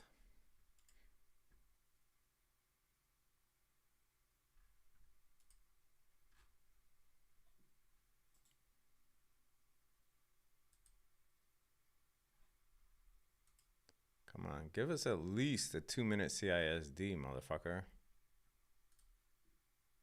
At minimum.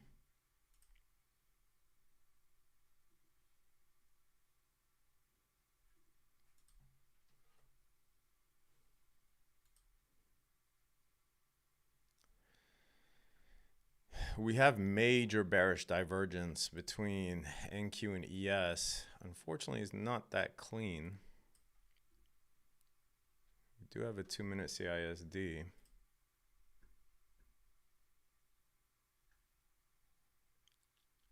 I am already in a trade, so I'm not going to try to jump 100 trades at once. And I think Tesla's a long here.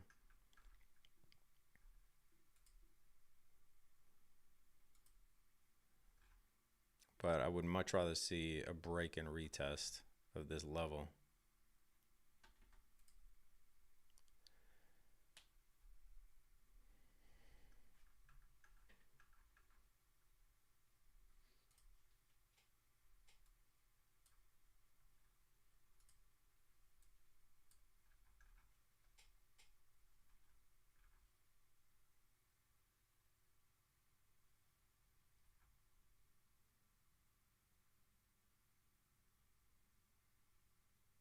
The fuck is gold doing?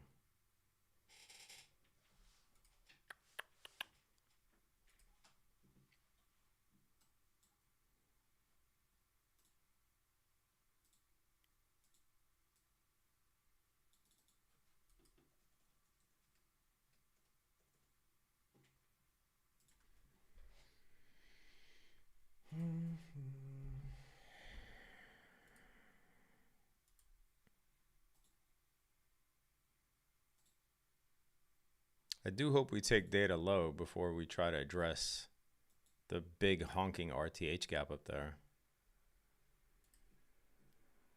That would be splendid. Because we still have a 5-minute fair value gap here.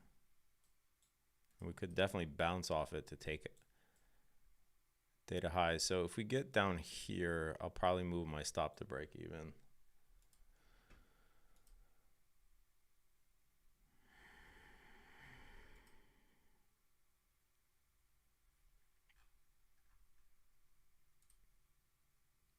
Dollar is not helping, bro. That motherfucker needs to find strength.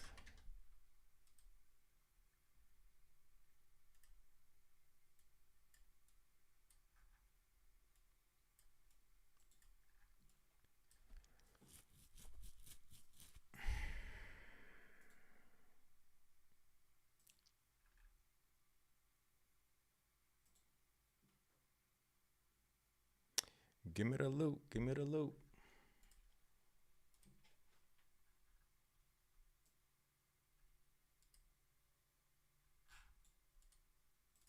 Ooh. Ooh.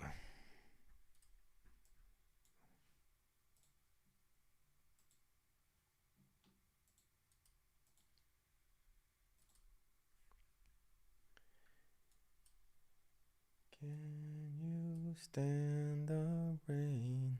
All right. Don't be a dick.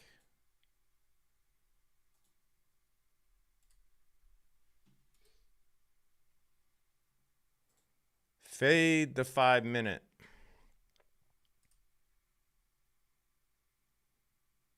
If we close below this, I mean, I'm just going to say congrats. Way ahead of time.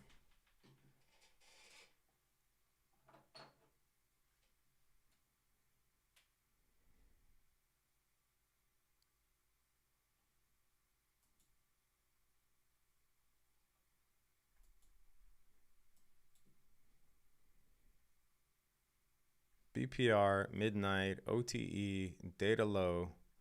Only thing I don't like is this. We have to be aware of any and all possibilities in order to manage our risk.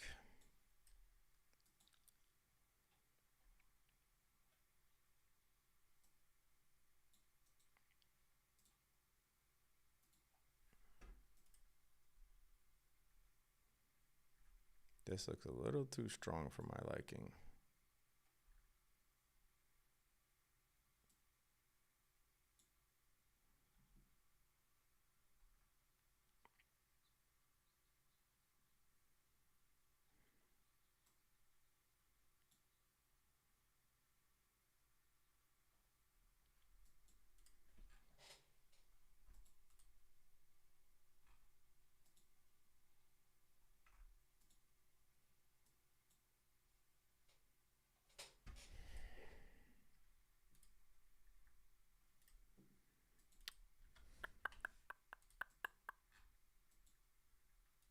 The hell is silver doing?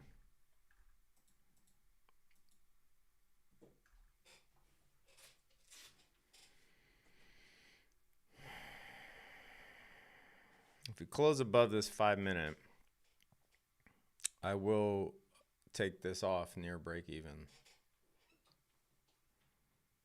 Because then, even though data low is my thesis, it will be that RTH gap first to take more liquidity.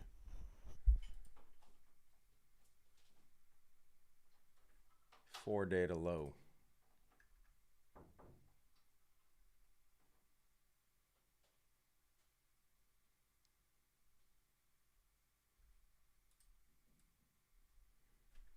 Because we bounced off this, but bounced really strongly off this. So we went 5 minute, 5 minute.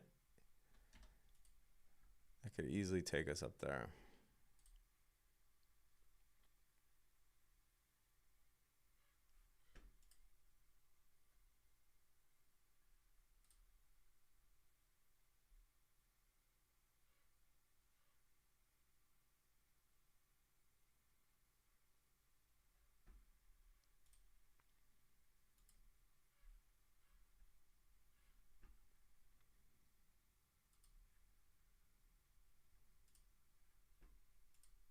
Order filled.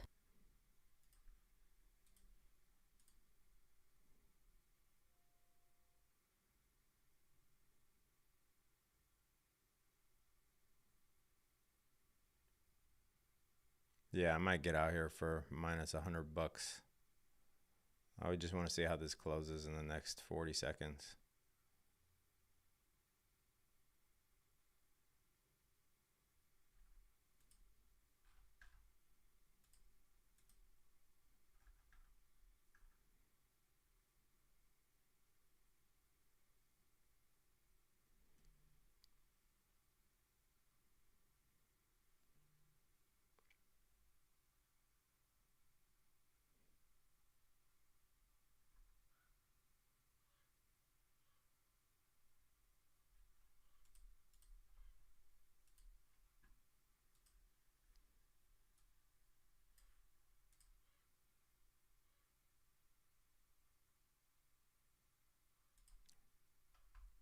All right, we closed above the 5 minute, so I'm gonna get out at around $120.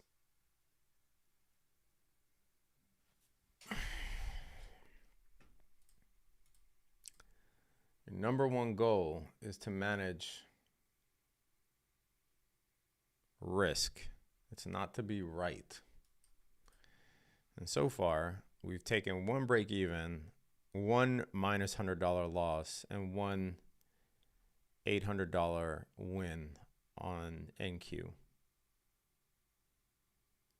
And that's the only thing you can do.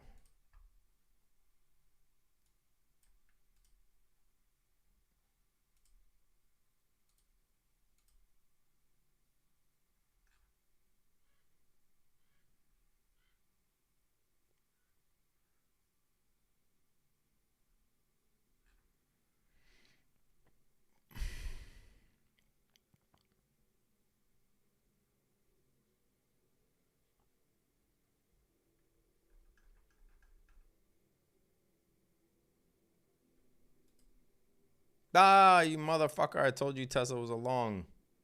Where's the retrace?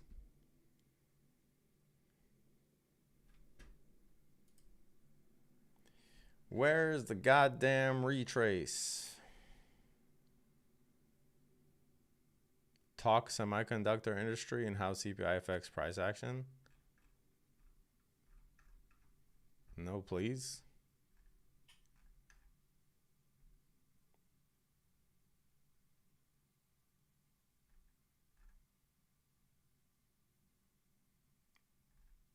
Where's TLT going? I have 40% portfolio.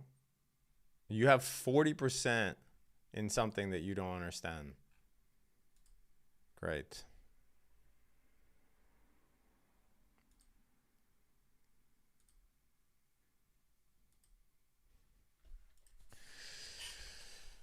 I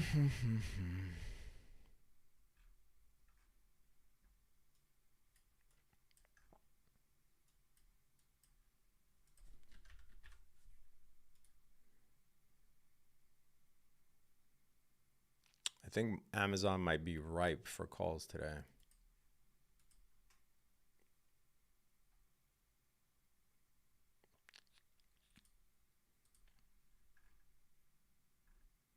Shorting Oracle.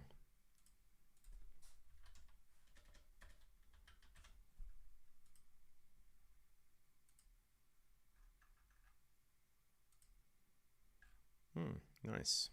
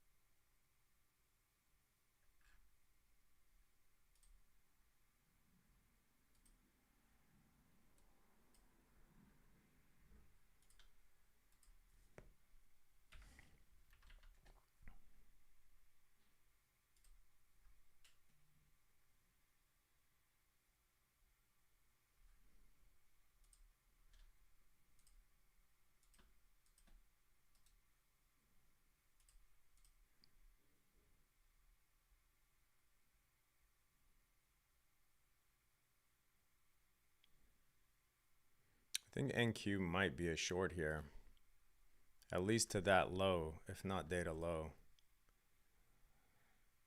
We got a 2-minute CISD.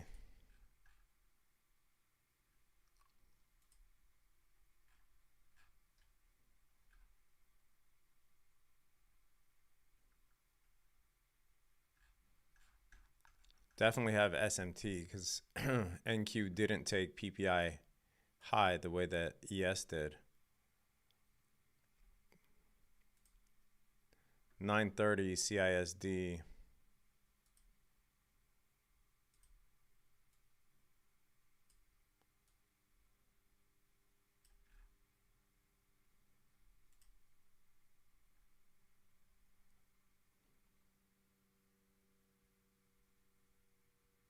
I wonder if this is a short here.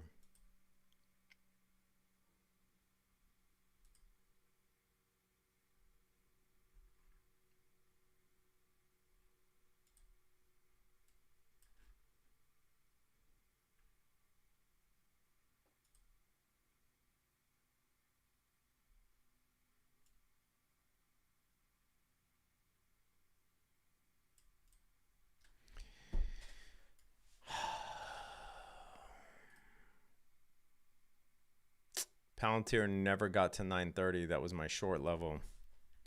And Tesla never gave us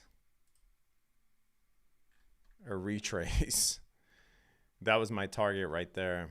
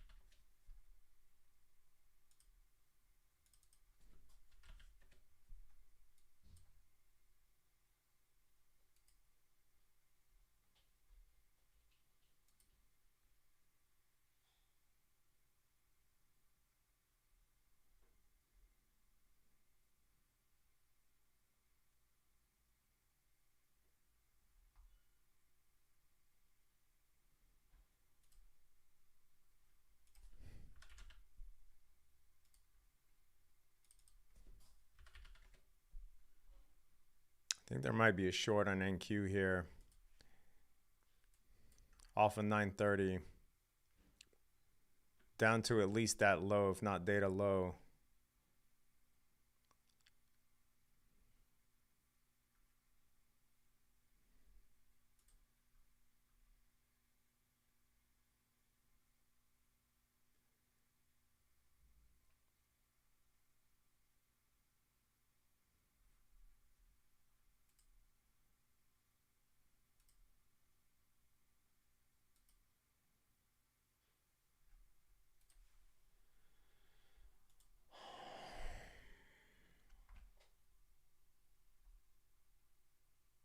Order filled.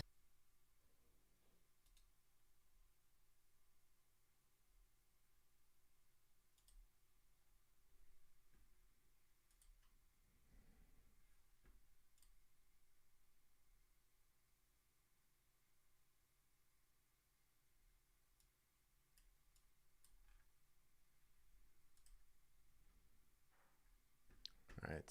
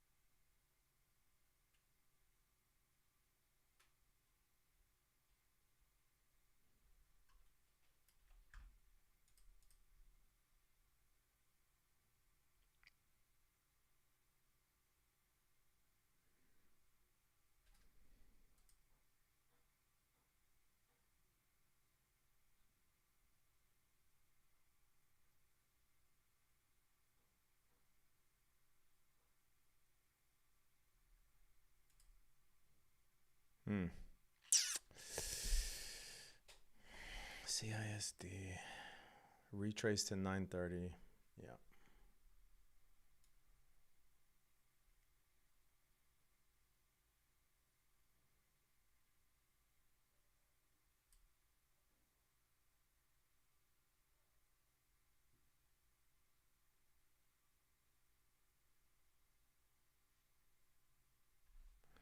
If we get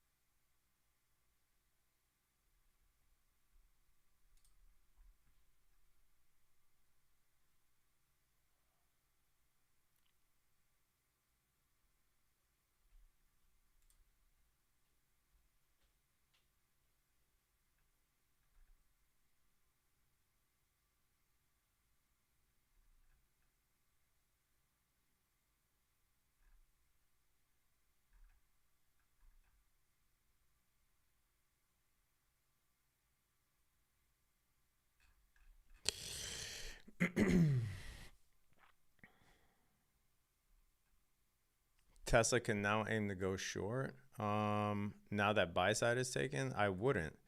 Like, one thing you have to realize is the way that stocks move, you're not going to get this like long, short, long, short, long, short. It's usually one move for the day.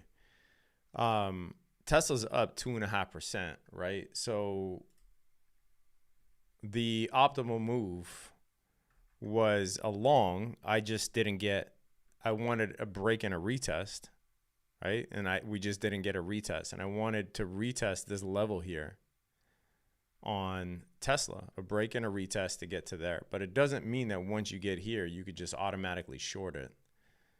That's not how stocks typically behave during the day. When a stock is trending, obviously there can be reversals here and there, but not every stock is going to ping pong. Like right now, AMD is down 2.5%. Does it mean that there's a long now in play? No, it doesn't.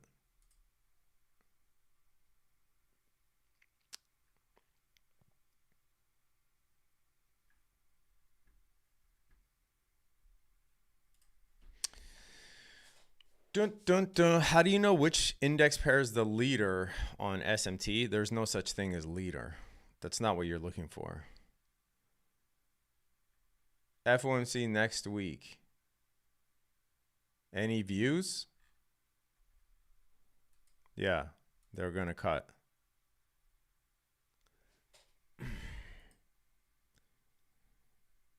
Let's see if I could take NQ short here.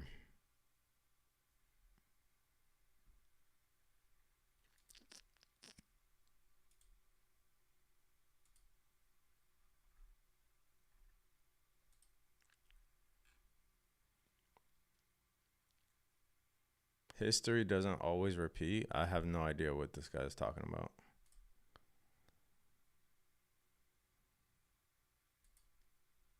What's up with gold? Oh, nice. Thank fuck for that break even or near break even. That was the right sentiment. I think gold is going for RTH, the RTH gap here. That's why I took profits on gold, or not took profits. That's why I closed the trade on gold.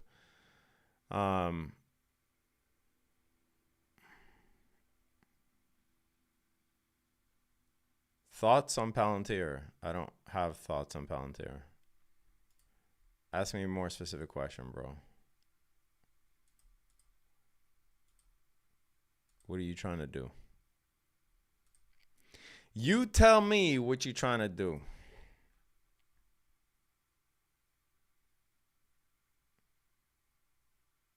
I think once we clear these equal highs, I think there might be a short on NQ.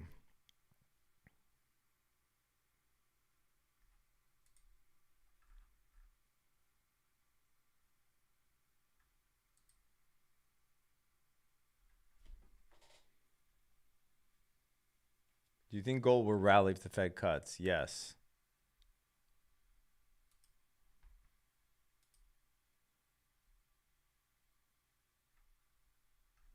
We're back at the CISD. But we do have equal highs here. This is kind of, the indices are definitely messy. Thankfully, we were able to long it pre-market and get a nice little win.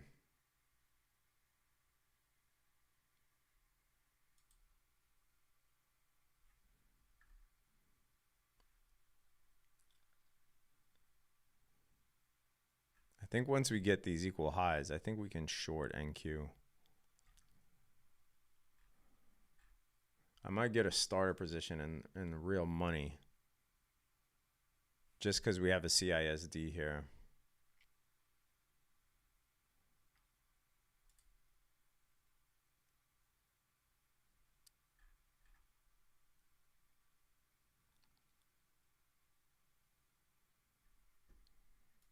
Yay. Whoa, shit, that worked out fast.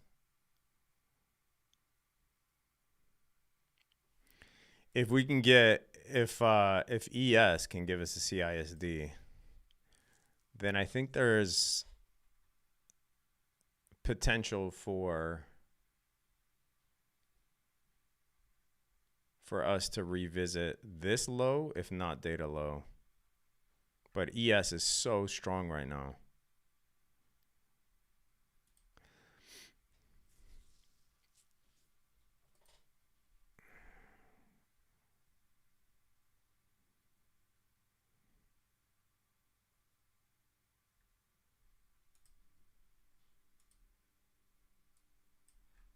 See, I would have got stopped out for the full thing on gold.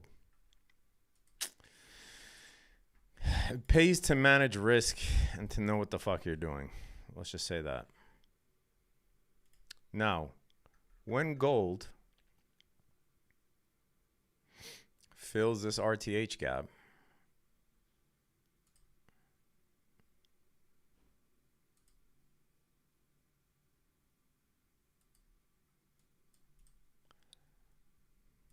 then I'm in.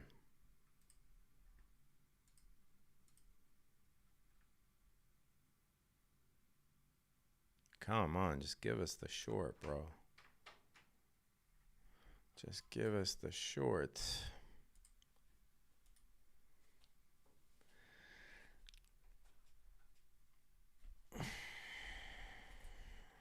When NQ sets us up, I think it's going to be a big move.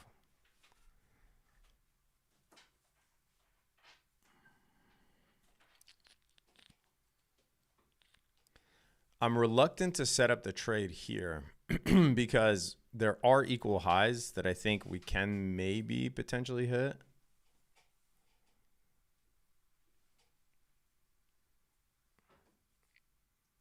But I'm also monitoring ES to see if it gives us a break, a close below this order block.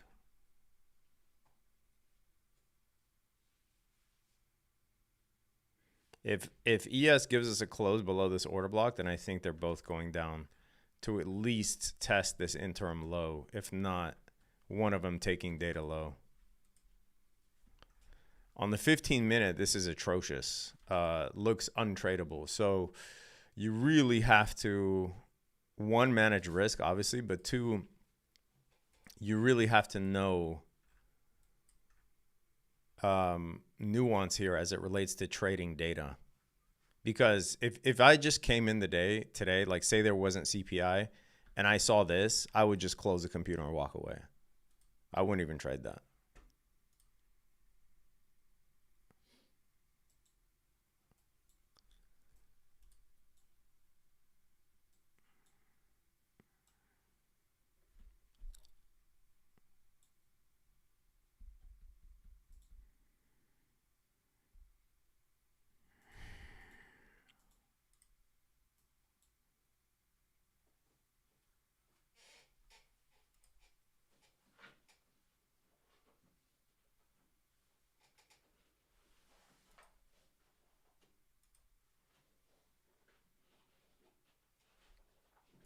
Yeah, this is not price action that you want to trade for sure. Also, we still have PPI highs, so that is a possibility.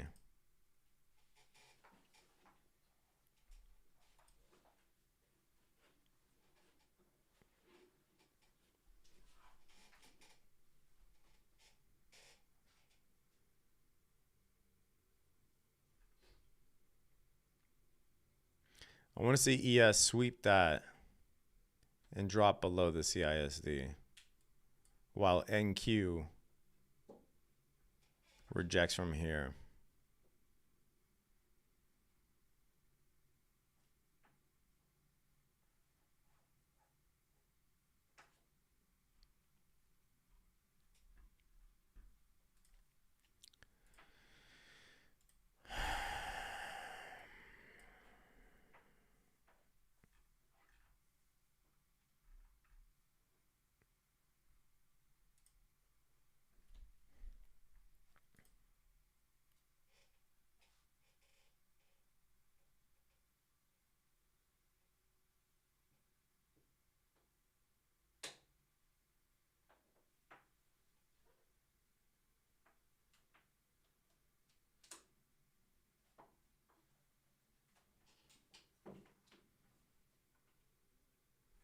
What is this? 22 points.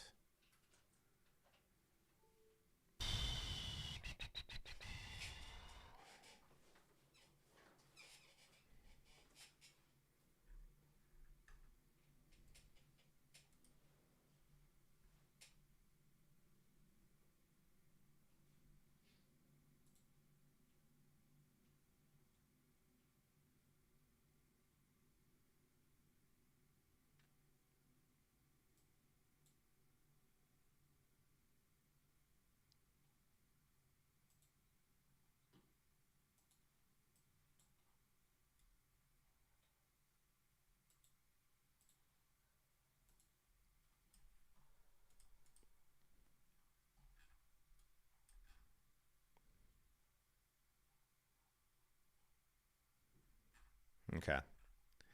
Now, ES took that high. I want to see NQ respect this. Otherwise,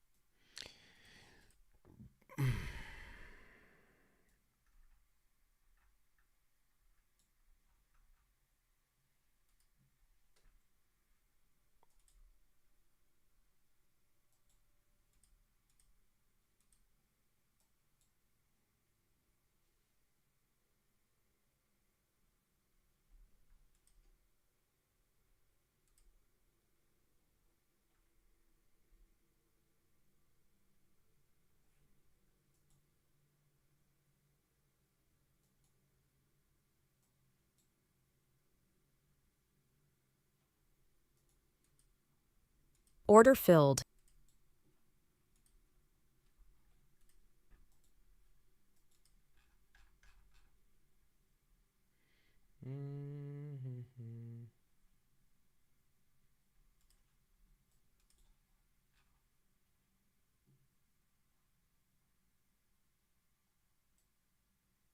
I told you I'm bullish. Whoever told you is a loser. ES way overextended. Whoa, what are you guys arguing about?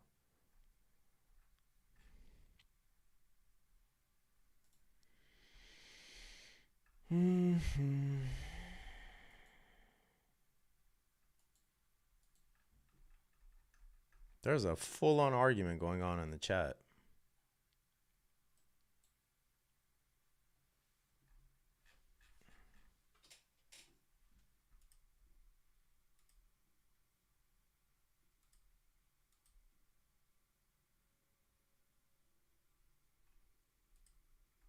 You're down 380 trading futures? Okay, let's walk through it.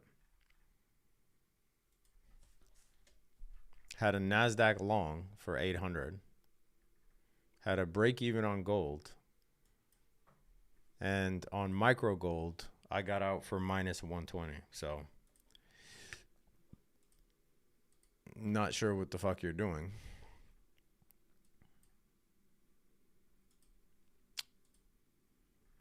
But it's likely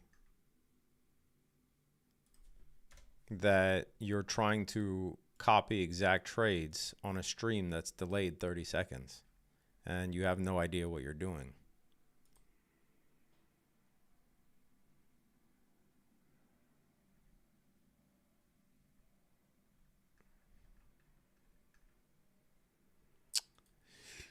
And that's likely what's going on. Raz, you realize every day is not a green day. No, he doesn't know what he's just trying to copy trades without learning how to trade. Not even paying attention to entries, not even realizing that the stream is 30 seconds to a minute delayed, not by me, by YouTube. And he's complaining. That's all it is.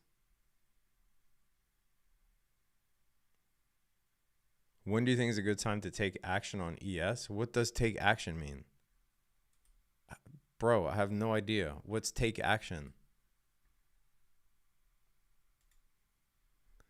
I think Amazon is set up for a nice swing trade long.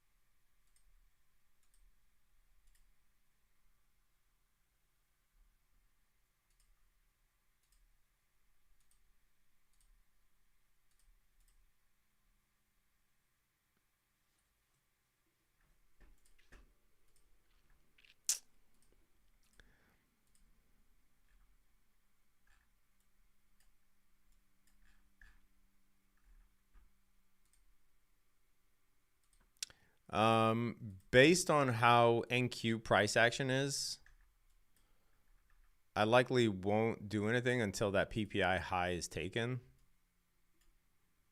I might scalp to get up there.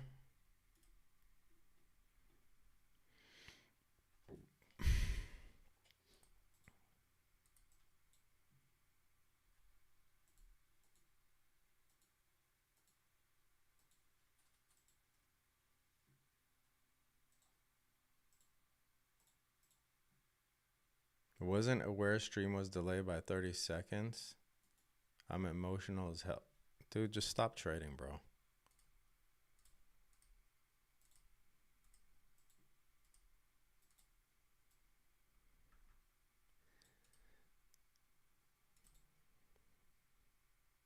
Even if you don't know the stream is delayed by 30 seconds to a minute.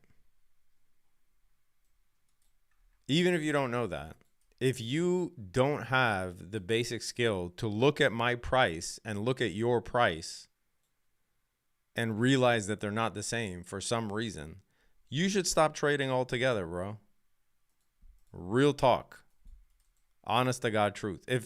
If I like say that right now, okay, and this is delayed, but say that right now I'm doing this, and I'm not, but just say right now I'm doing this. And there's a price here, and I set this up, and you can see where I enter, you can see my stop. If on your screen you don't realize that our prices are different because it's delayed, you are not equipped to trade. Like, just, it doesn't take any skill. Just basically looking at this price versus yours. Like, what the hell are you doing?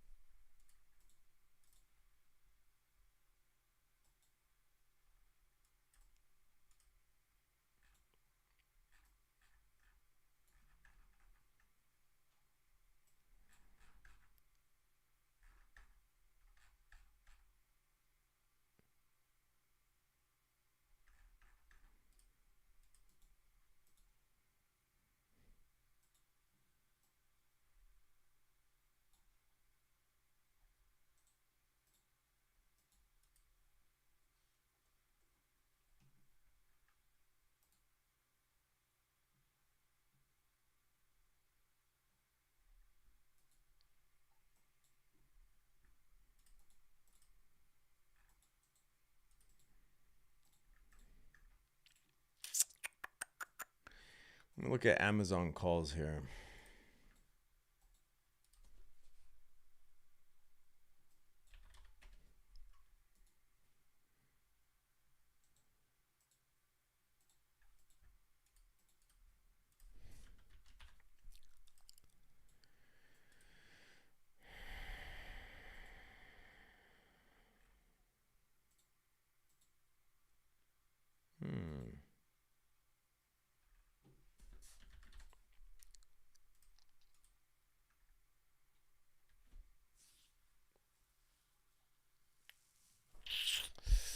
I think this is a no-brainer here.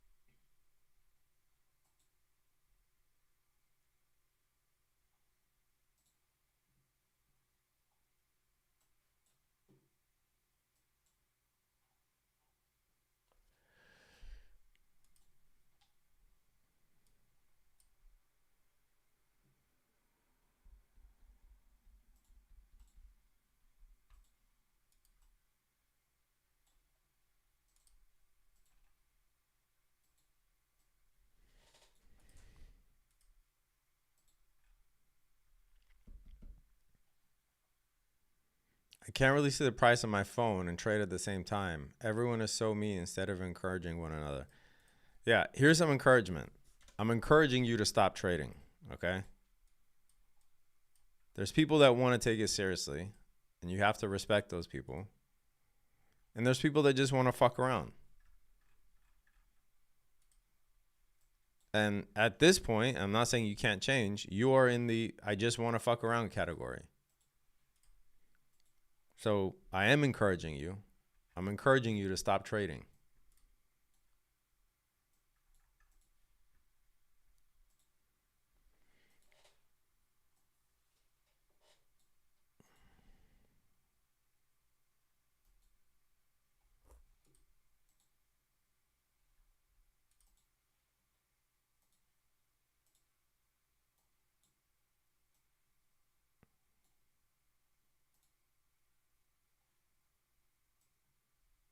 I think I'm going to send this out in the Discord.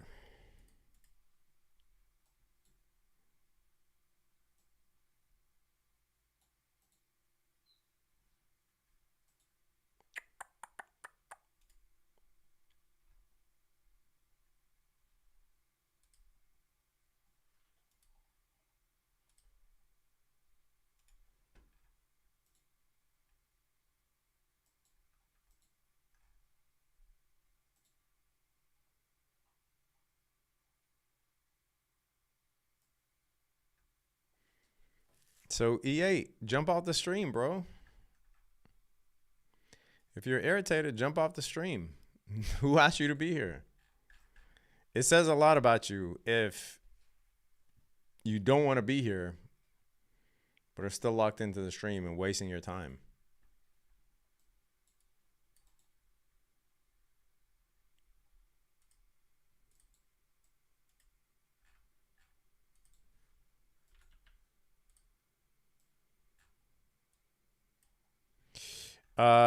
No, that CPI high, or sorry, PPI high hasn't been taken yet. Josh, that right there on NQ 24,044.50. That's the data high. I mean, that's yesterday's data high.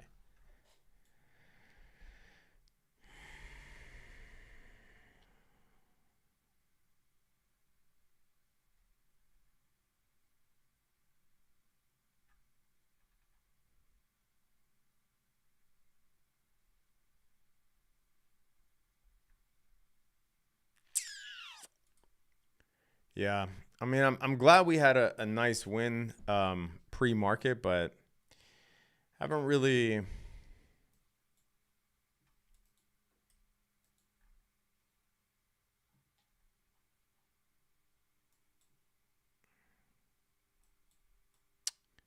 found anything A plus since. What time is it? 7:50. Okay. So we're in the continuation macro. I might take this here, but it's not 2-to-1 unless I take it from here. Let's see. Hold on. Let me try and set up the play.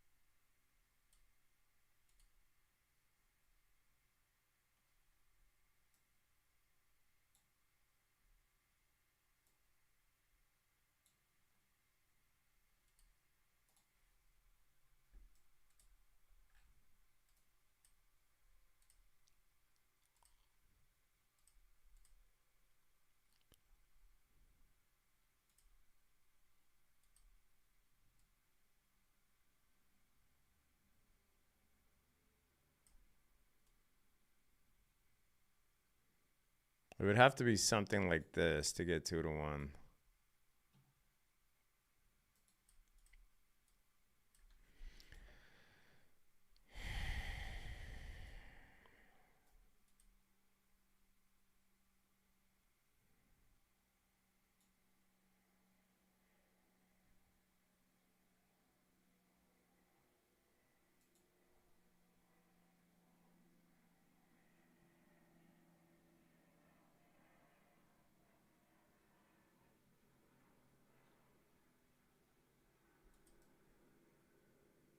And by the way, after PPI highs are taken, I think tomorrow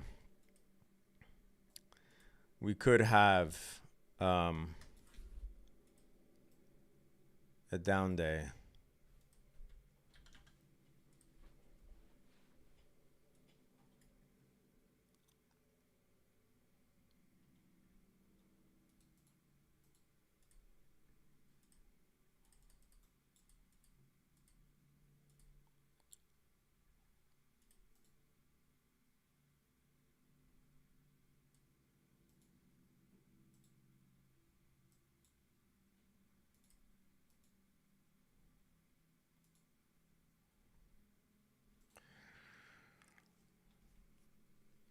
That's how long. That's my trade right now. This would be my fourth trade.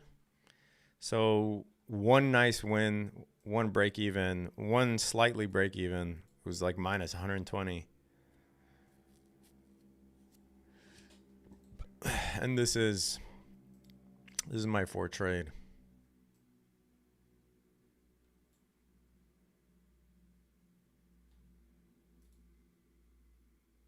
Let's see if we get a move back to PPI high.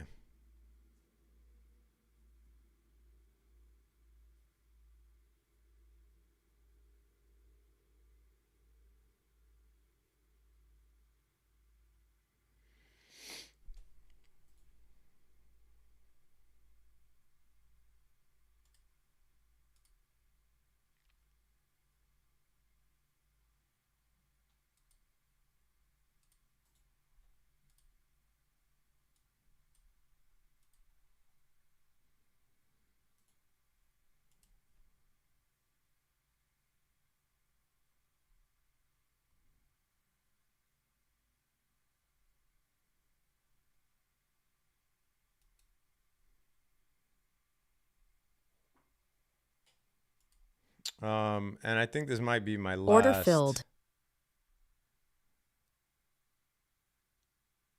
futures trade before lunch. Not think, probably.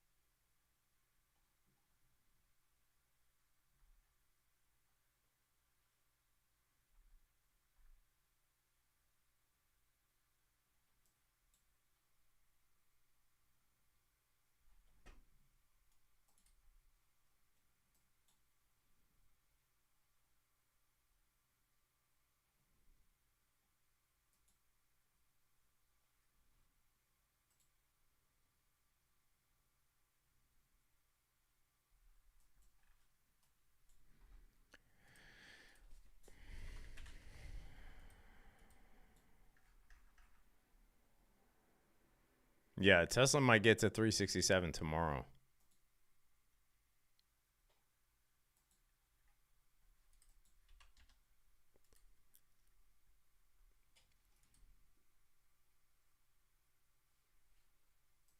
Wait, did we mitigate RTH? Most of it, not all of it.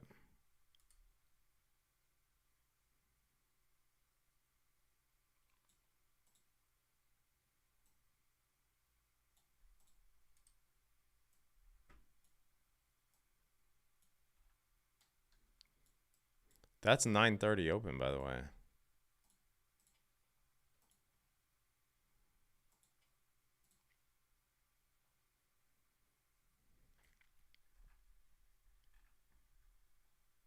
TGIF? Yeah, I think we get a TGIF tomorrow.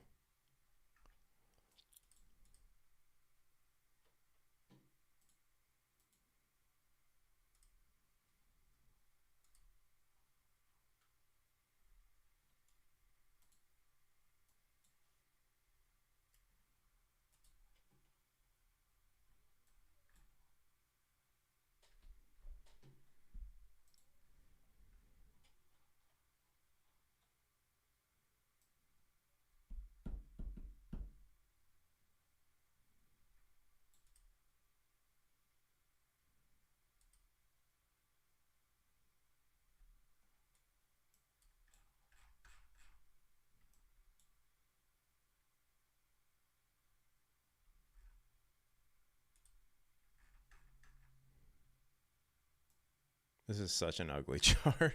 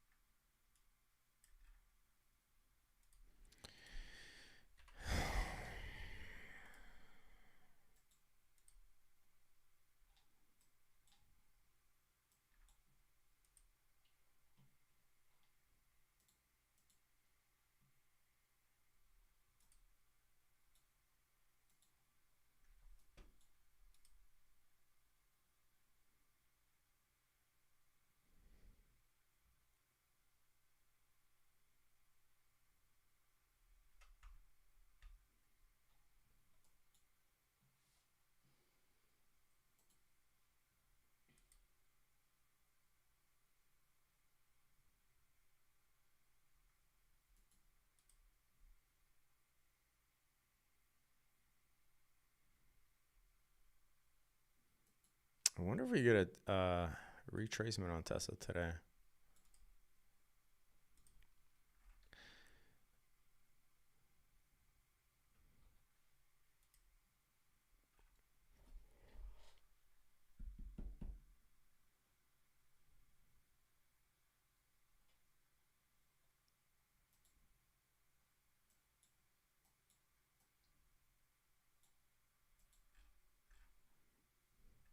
Yeah, data lows obviously are still a threat. But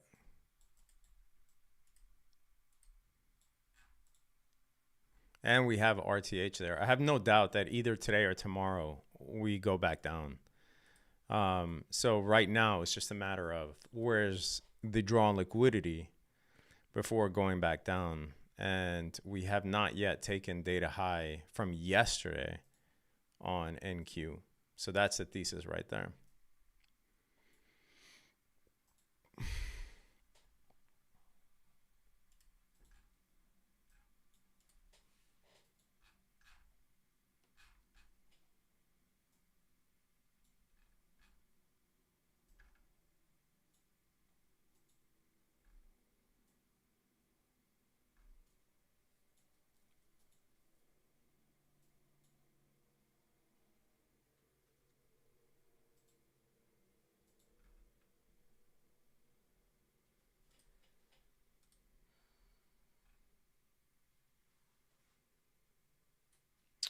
When is the next mastermind?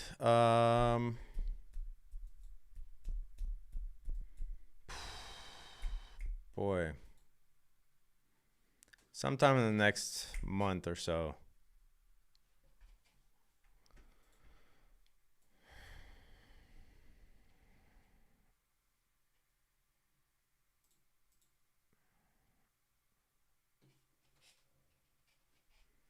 I don't like the NQ left equal lows right there. I would much rather take that high before revisiting these equal lows.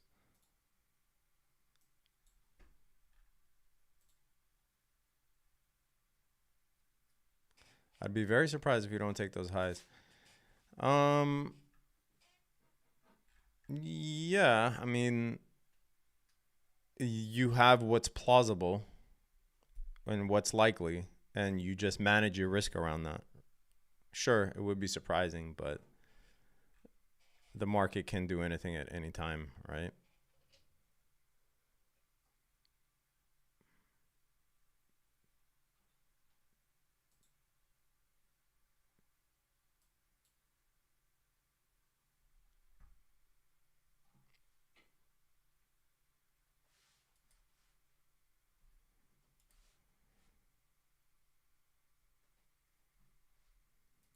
In the meantime, I'm going to send out this.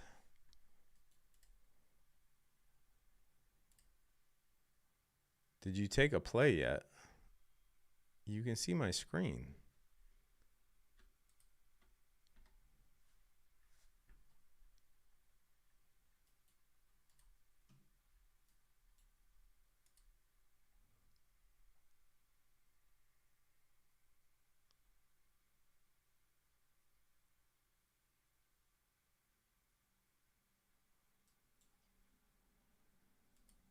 Wait, what the fuck happened to my Google Chrome? What? Oh.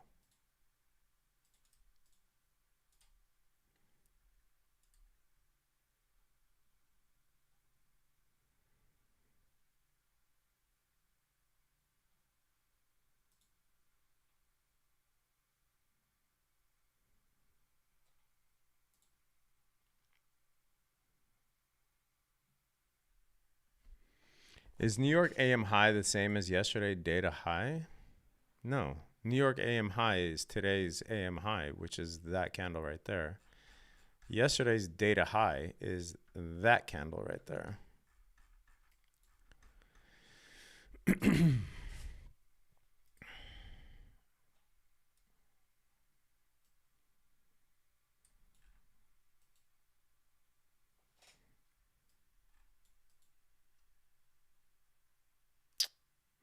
Have a good day, Josh. Can you please explain why you took this trade? Yes, I will explain that for sure.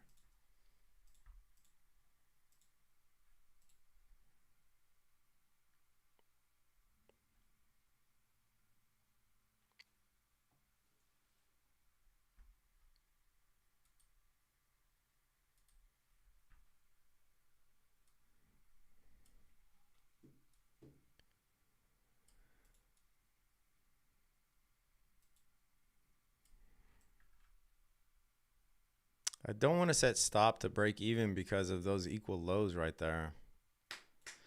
It might be the prudent thing to do considering CPI day, but do you have a discount code for Top Step? No. Unfortunately, they don't work with traders any longer. But Apex, there's an 80% off code right now if you use TTT at checkout.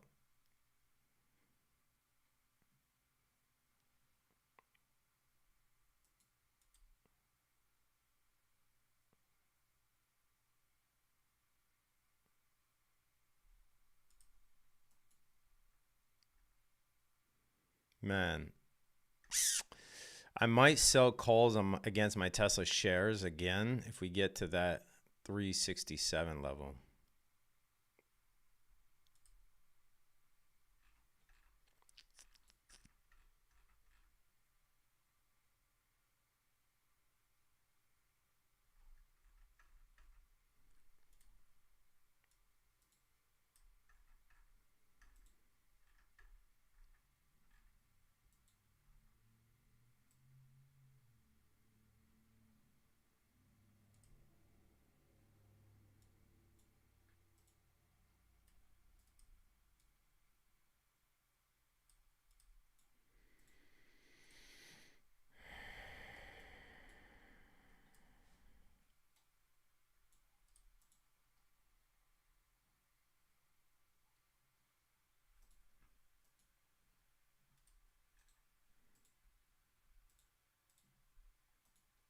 Yes, I will explain all this.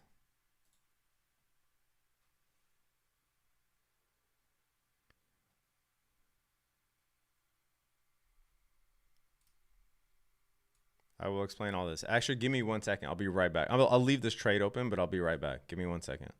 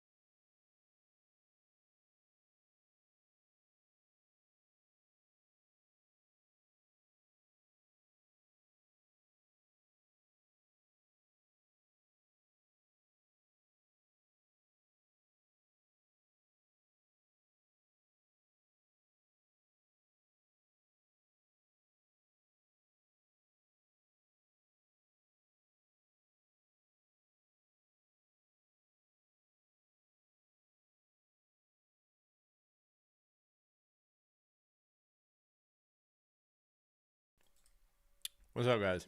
All right.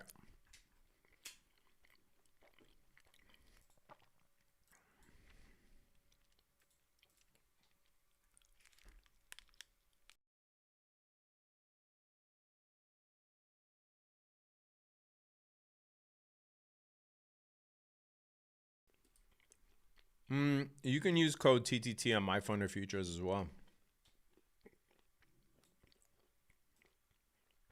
Smokey, you're very welcome.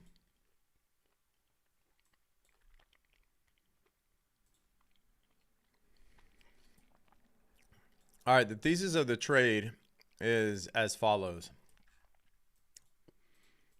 We swept London low, as you can see there.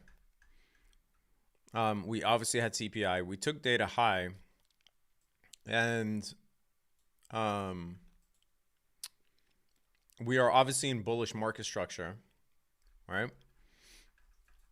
Now, we left PPI high yesterday. So yesterday was PPI. That right there, if you look at this candle,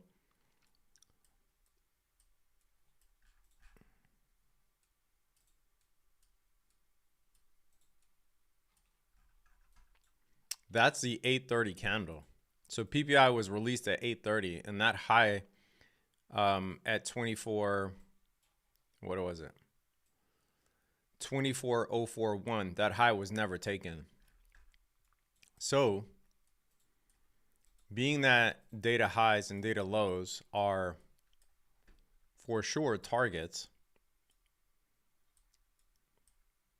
the fact that we left it for yesterday means that we left it yesterday means we'll likely address it today. ES already addressed it. All right? ES took that PPI high, which is that right there. It was at 65, 25. NQ hadn't. And so I was just looking for an entry. On the 5-minute, you have the 930 there. You have a breaker here, and you have a 5-minute fair value gap. So even though we are longing in a premium, that is a decent entry model if you have a drawn liquidity that makes sense. So the only thing that doesn't make this A plus is technically you're supposed to long in a discount and short in a premium. Not anytime you're in a discount you long, but I'm saying if you find a long, if it's in a discount, that's an added confluence that makes it A plus. Right? Same as shorts in a premium. So longing in a premium takes a lot of nuance, and you have to have a lot of reason to do it. And then obviously today, so far we're quote unquote bullish, right? So we're following trend until the drawn liquidity. Now, can price completely tank from here and decide it wants data low? Yeah, of course. This is actually what we did yesterday. We got so close to PPI high yesterday. And instead of taking PPI high, we tanked yesterday to take PPI low and left PPI high for today. So don't be under any illusion that the market is supposed to do what you think. You just draw a well-rounded thesis and then manage your risk around that thesis. And that's all you could do. And if you do that enough times while not losing your shit, or like homeboy spent his grocery money trading futures delayed, as long as you do that every day, you're going to be profitable. It's just simple math. There's no way around it. As long as you're taking A plus setups while managing your risk, there's no way you won't be profitable in the long run. It doesn't mean you'll win every trade, but you know, Steph Curry's 3-point percentage is 40%. That means he misses 6 out of every 10 3-pointers. Would you say that he is unsuccessful? He's the greatest shooter that ever lived.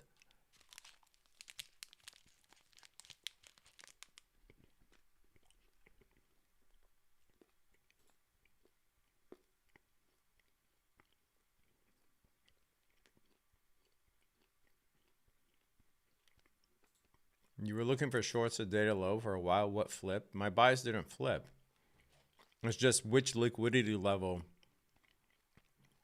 is likely to be addressed at that time. And actually, my first trade of the day was a long, not a short. Go back and rewind the clip. My first trade of the day was a long on NQ, so I have no idea what you're talking about.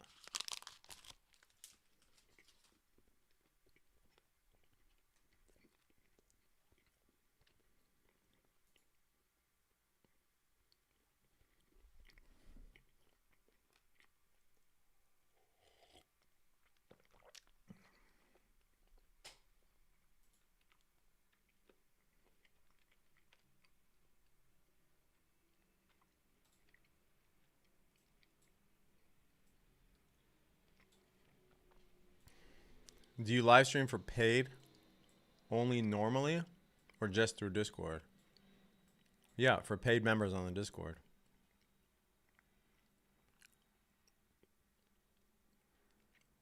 Short you were mentioning earlier and validated? Killer Chem, what short are we talking about? Or are you talking to me or someone else?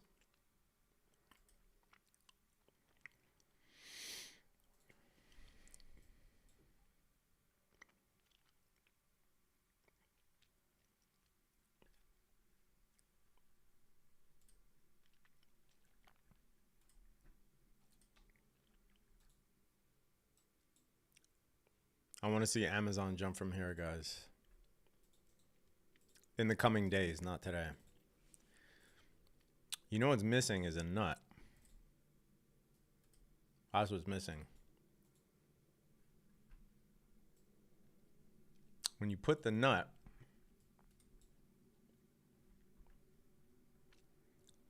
that's when trades hit. Now, you can move your stop to break even because you're much more than 1-to-1, right? And if the trade came back here, I still might take it after a sweep of these lows, but I like the entry off the breaker. Barely any drawdown on this trade, guys.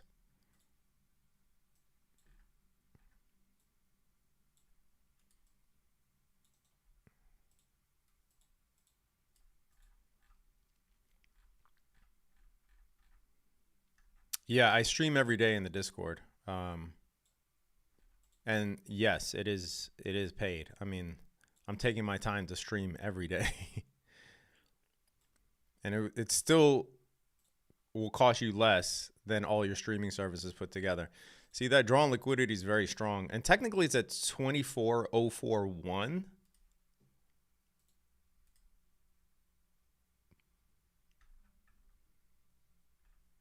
Order filled. Boom. Nut achieved. Perfect trade. Hopefully, whatever that fucker's name was, got his grocery money back. Because this trade took a while and it was set up perfectly. It wasn't like I had to mark it in.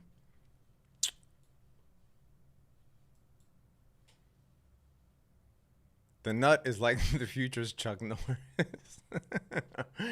Yeah, I don't want to be the future's Steph Curry, actually. I do want to be the future's Chuck Norris. Do you post your trades in Discord?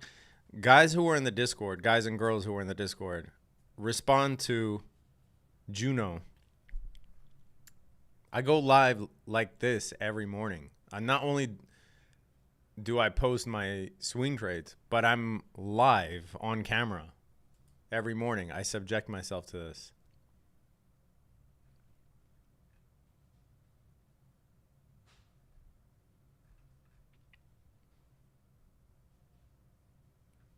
Come back to YouTube. What do you think this is?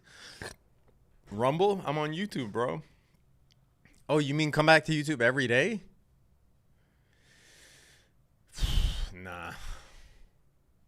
Nah, Discord is where it's at, bro. Discord is a family. And if you want to stream live with me every day, click below. Look, this trade was over $1,200 per contract, all right? That's the entire year in the Discord. But aside from that, I don't want to promote like, oh, this is a signals group. Aside from that, you're learning a skill that even after you leave me and you go on your own merry way, you will have with you for your entire life.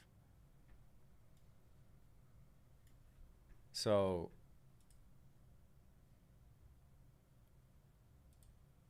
what more do you want?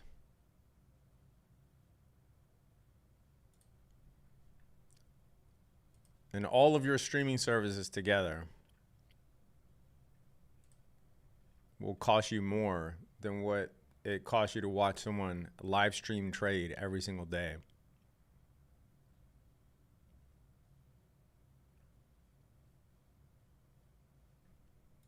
Fire ass trade, guys. And I know that like winning trades is awesome, obviously.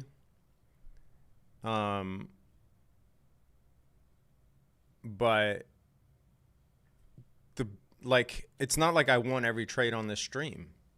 I took one win, one break even, one little loss close to break even, right? Like minus 0.25 R, minus $120. And then one really big win, $1,200. So what did I do in all 4 of those trades? I managed my risk. That's it. No emotions, no marketing in, marketing out. You know, no being stubborn about whether a trade has worked out or not. Position size is always managed, right? That's the best you could do. Have a very, very, very clear thesis for why you're trading that. And execute with risk management. That's it.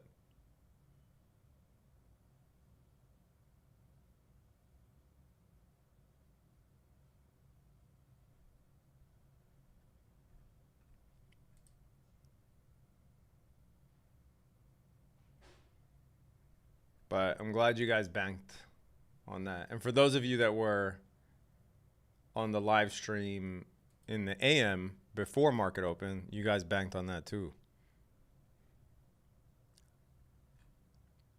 Do you copy trade? What does that mean? You mean like, do I copy my trades across multiple accounts? Yeah.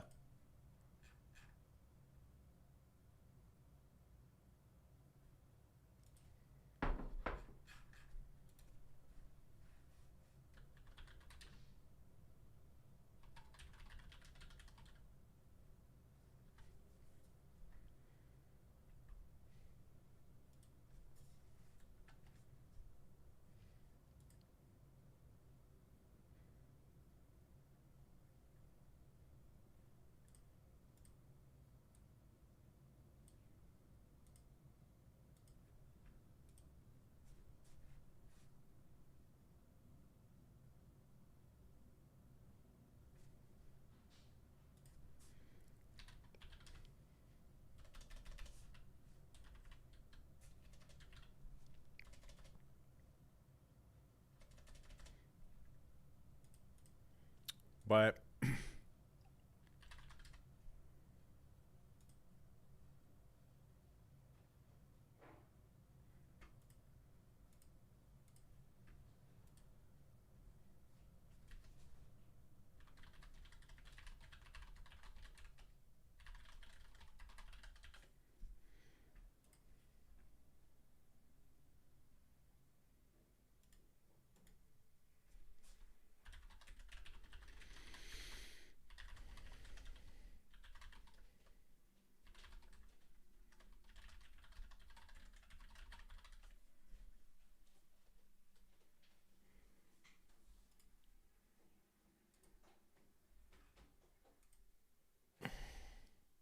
holy shit, Tesla might get to 367 today.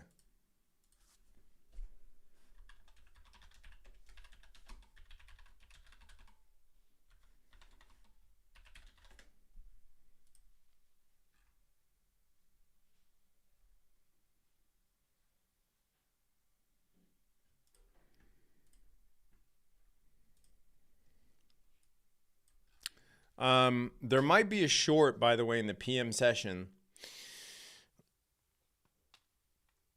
There might be a short in the PM session. I'm not too sure about it just yet. I'm gonna have to see what happens after lunch. I'm gonna go work out during lunch, but there might be a short to that low, if not data lows. It might not set up today, and that gets left for tomorrow, which also makes sense and has happened quite a few times. So if you don't join the Discord, and you're not trading with me tomorrow, just keep that in mind, that if we don't take data low tomorrow and you find a setup, that would be your target. That 830 low. Why was I long on Tesla, or why did I think Tesla was a long? Well, one, if you guys watch my videos, you know that's been my target for months, and I've actually been clowned for this target because it hasn't happened in a few, and every time Tesla broke out of this, it would retrace, but it's clear to me that 367, those equal highs, were the target. So today I was saying that if we got a sweep of pre-market low, which we did, then Tesla would likely get to yesterday's PM high. The only problem is we did not, like we broke out but never retraced. So if we did something like this, then I would have taken it long from here to get to this level. I am long Tesla in terms of like shares, but for a day trade, I did not get my entry. But that is why I said Tesla was likely long, right? You have this consolidation and then manipulation below pre-market low. So the obvious move is an expansion.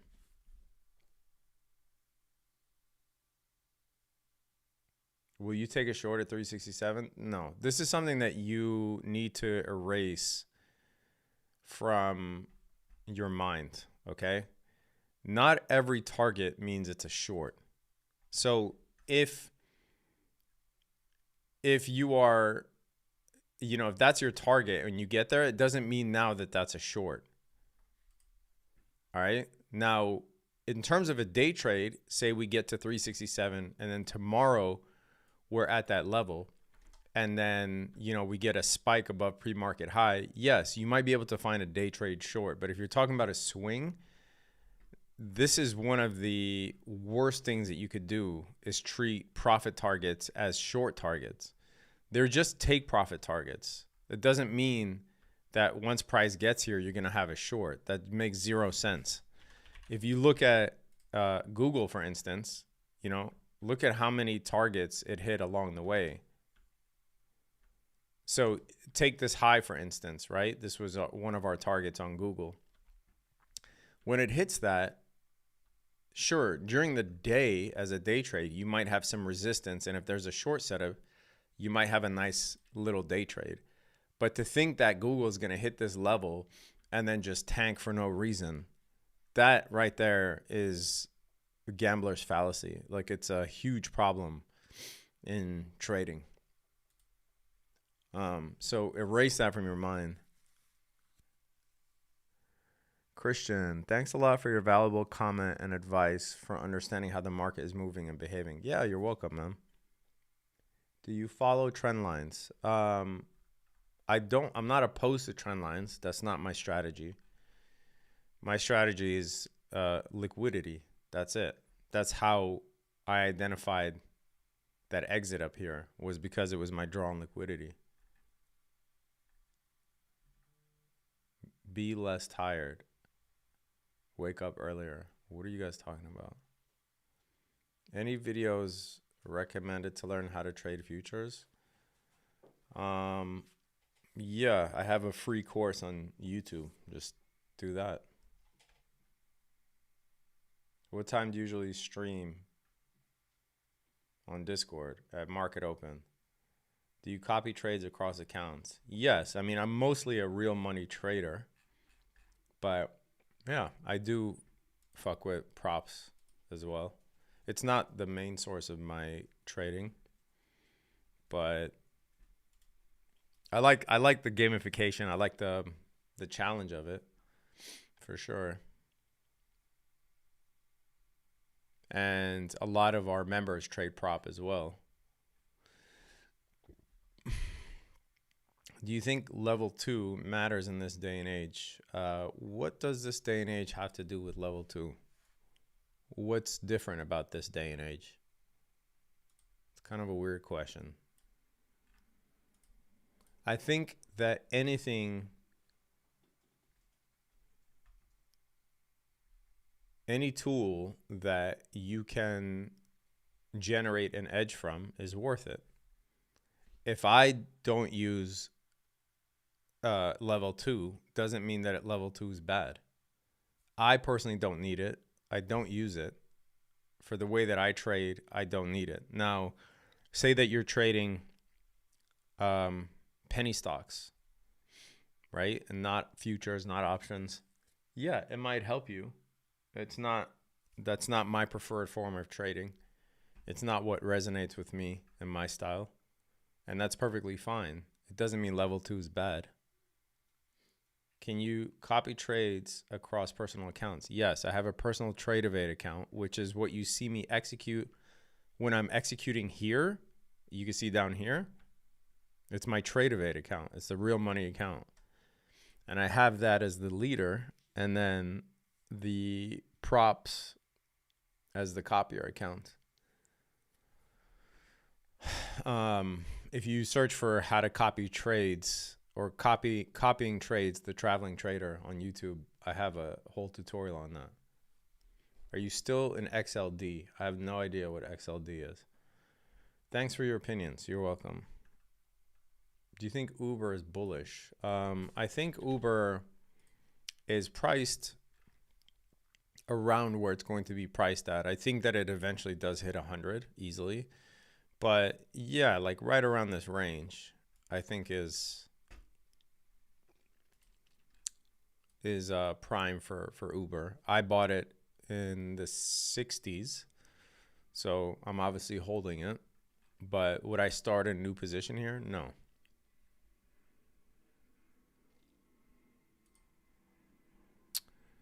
Man, we had such a nice day trading.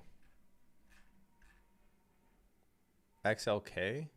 No, I sent out my update on XLK yesterday in the Discord.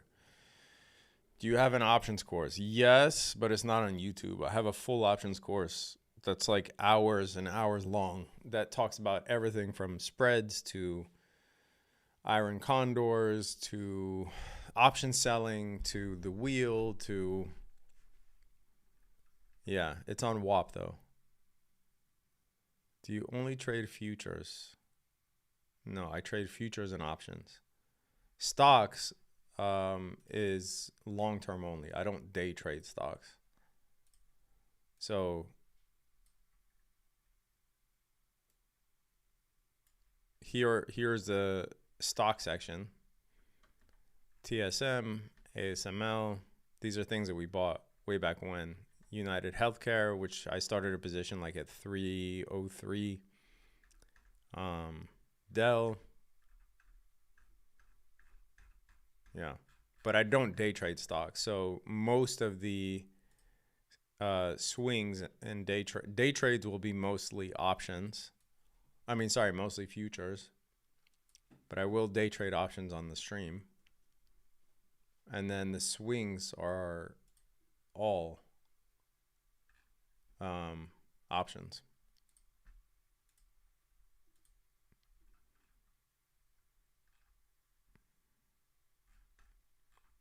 I wonder if the 10-year can get below 4 today. Very psychological level. But I think and I hope that the 10-year drops to 3.6 after the Fed cuts. Are you a full-time trader or do you have other businesses too? I'm a full-time trader and a full-time business owner. Yeah. i.e. the education business. Options seem too confusing. Well, everything is confusing if you don't want to take the time to learn. What isn't confusing? Anything that's worth making. Look, dude, I don't know. Maybe it's a generational thing, okay? Think about this. You're literally sitting at your computer. Like, what did I do today? What value did I create today? I don't make a product or service. I mean, aside from the education company, but let's leave that aside. I'm talking about trading, right? What are you doing? You're clicking buttons and literally printing money. You think that's going to be easy? Oh, it's confusing. Yeah, no shit. Who doesn't want to sit on their computer and print money with buttons? So, of course, it's going to seem confusing if you haven't even taken an hour to learn it, but it's absolutely worth it. It's absolutely worth it. Now, if you don't think it's worth it and you find joy in your work, in your 9 to 5 or whatever it is, your business, amazing. Then stick to that. But yeah, you're literally printing money at your computer. So, well, how easy would you like it to be? If it was easy, do you think anyone would want a job? How was your work-life balance working in tech? It was actually very easy. The reason is I live on the West Coast. And when I was working, I lived on the West Coast. So if you work on the East Coast, even though I prefer East Coast market hours because you're not rolling out of bed onto the computer, if you have a job, the West Coast is way better than the East Coast. Because my job on the West Coast started at 9:30, 10. But on the West Coast, the market opens at 6:30. And that's if you're not even trading pre-market, right? So 6:30 to 9 or 10, you're literally trading the entire New York session before getting into work. So it's way more advantageous. So my balancing my trading or learning how to trade even while working was amazing because of my geography and my job, right? Like I didn't have, and most people who work in tech will tell you this, right? Like I didn't have, oh, you got to start at 9 a.m. sharp. Unless we had a meeting or something. It was pretty open, right? I roll in at 9:30, sometimes 10, sometimes 10:15, sometimes 9:45. It wasn't that big of a deal. So I can trade at home all morning and then stroll into work and be done, right? Can you please explain your strategy more? I went over the trade in a very detailed manner.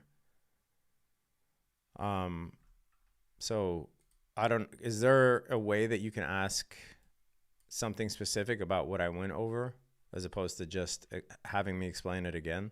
Do you have a free trial for your Discord? Absolutely not. There's way too many people in there. And if I had a free trial, there would be hundreds, if not thousands more people in there asking low effort questions. So we definitely want to keep it to where people who are there want to be there. And that way it creates a more cohesive environment as opposed to people. We've done free trials before. This is why I'm saying that.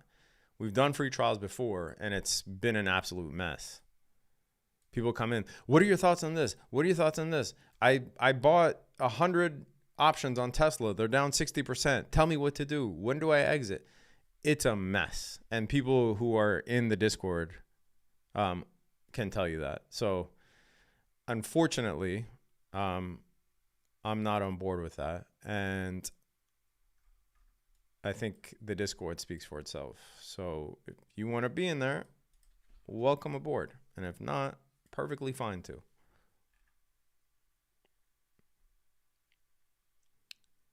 You trade live on Discord daily? Yes, Monday through Friday. What are the times again? What do you think the time is, bro? Market open.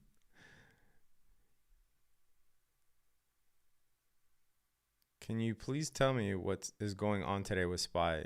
No, because I already went over hours of analysis on the S&P and the NASDAQ.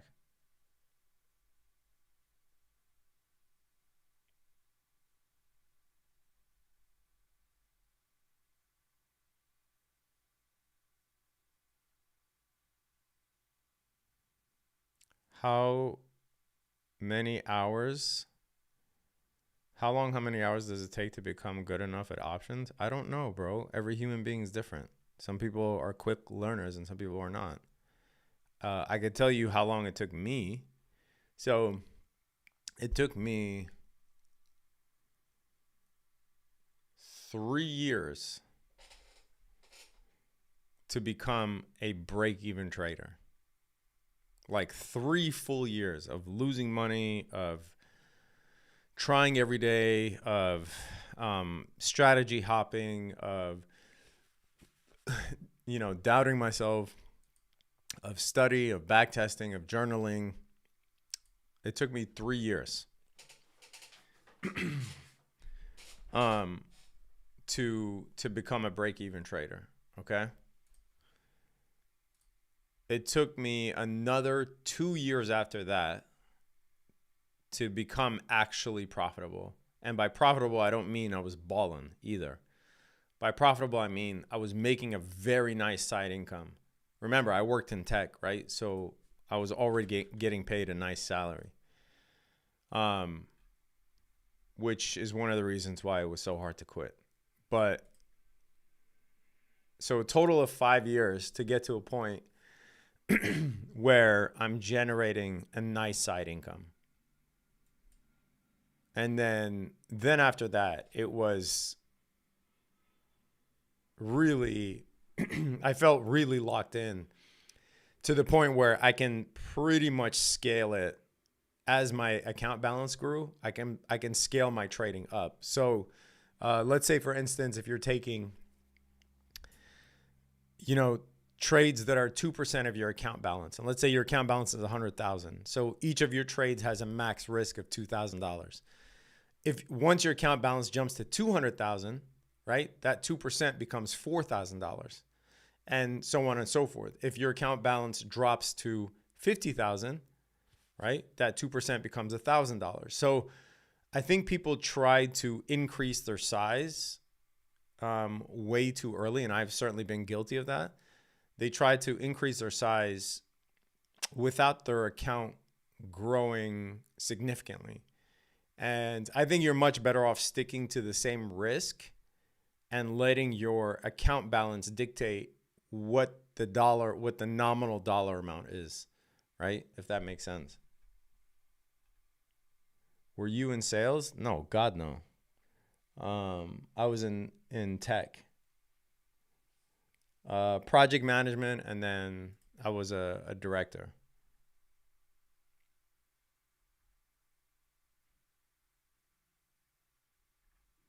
Are you mean to unpay? Dude, how was I mean? I'm giving you fucking free game. You must be Gen Z or Gen Alpha. Like, I'm giving you free game and I'm giving you advice. And you're telling me that you're blowing your grocery money on delayed trades. How do you want me to react?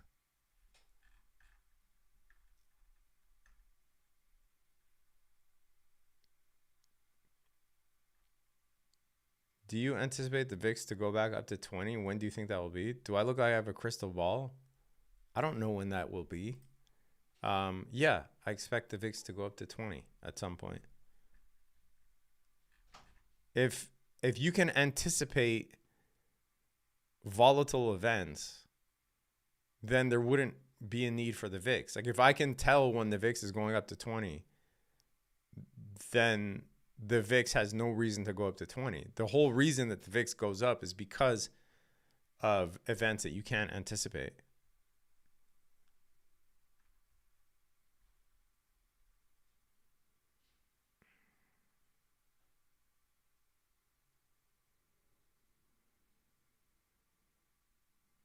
I'm surprised that you left that once you became profitable. I didn't. I said I was making a side income. It didn't take me. I left my job after 10 years of trading.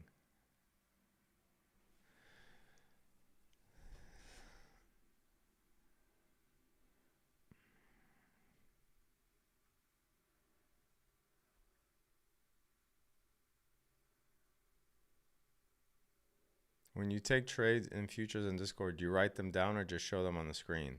If I'm trading live, I just show them on the screen. If I'm not trading live, I write them down. I'm not going to write them down and try and take live trades, but I'm also not the only trader on there. We have 2 other traders, and this is what it looks like.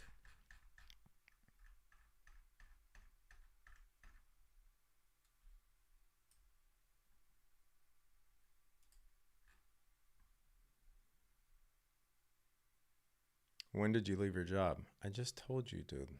Why are you so obsessed with my job? All right. I wonder if we get a short. Is the Discord delayed as well? No. Because I don't stream in the Discord on YouTube. It's on Zoom. So it's real time. That's a good question, I guess. How often do you come live to YouTube? Thankfully, once to 2 times a month.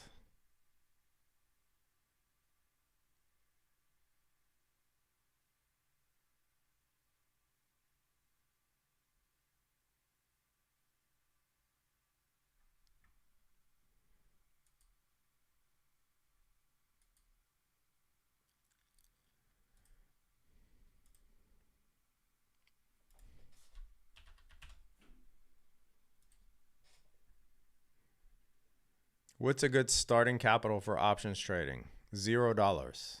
Paper trade. Okay? Paper trade, paper trade, paper trade, paper trade.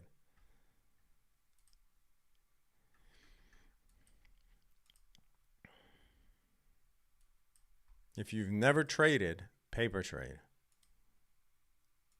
Also, I have no idea who you are. There is no good starting capital. You could be the smartest person with $5,000 or the biggest idiot with $1 million. The dollar amount doesn't matter. But your experience does. So paper trade, whether you're a millionaire or a thousandaire or whatever, paper trade.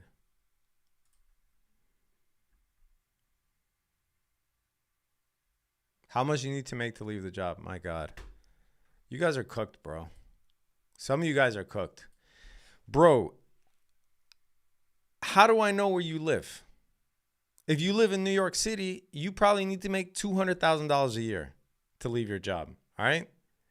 If you live in fucking New Delhi, you probably need to make $2,000 a year to leave your job. How do I know? Find out what the stats are in the area that you live. Hopefully you know that, as opposed to asking some random dude on YouTube, how much do you need to make to leave your job? I have no idea where you live. Also, I don't know. You could have 15 kids, or you could be single living on a mattress in the middle of a room.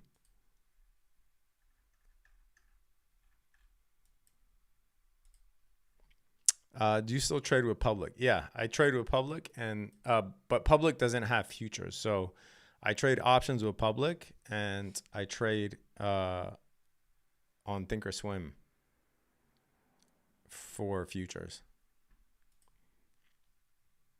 Do you see AI helping spot patterns in trade setups? If there was a good algorithm that actually worked, it's definitely not being sold. I'll tell you that much.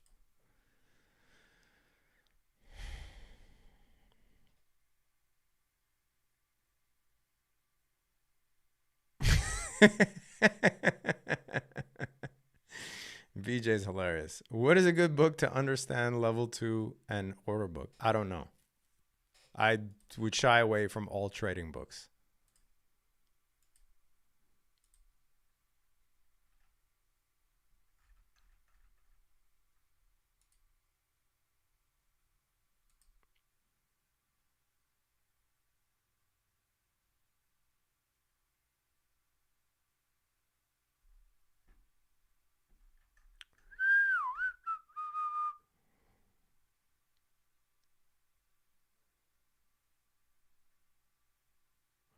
Took a short on NQ at 24.022. Do you think that was a good setup? No, I don't. And the reason is because you don't have any confirmations here. Sure, you have, you know, a kind of a tepid CISD here and an IFVG close. We obviously did sweep major liquidity. That was our take profit. And you could justify a short here, okay? Let me not. So your short would be here. I assume your take profit is here. But there's a couple things going against you, bro. One, it's lunch, and lunch tends to make a new high outside of, especially on a bullish day, outside of the high of the day, right? Two, you have equal highs here. These equal highs are likely to get purged, especially during lunch. So in my opinion, you're better off waiting until after lunch. Once lunch is resolved, then you want to look for a trade. That's my opinion. Why are you so rude to your viewers? Man, I'm giving you guys free game. I'm answering people's questions about their trades. I'm giving people life advice. I'm giving people investment advice. What is being rude? People telling me that they're blowing lunch money on delayed trades and asking me how much money I think they need to quit their jobs. Like, come on, bro. Are you looking to add Tesla? No. I've added a lot of Tesla. This was my target. I'm assuming that you watch the videos. That right there was my target. I'm done adding Tesla because I have a lot of Tesla.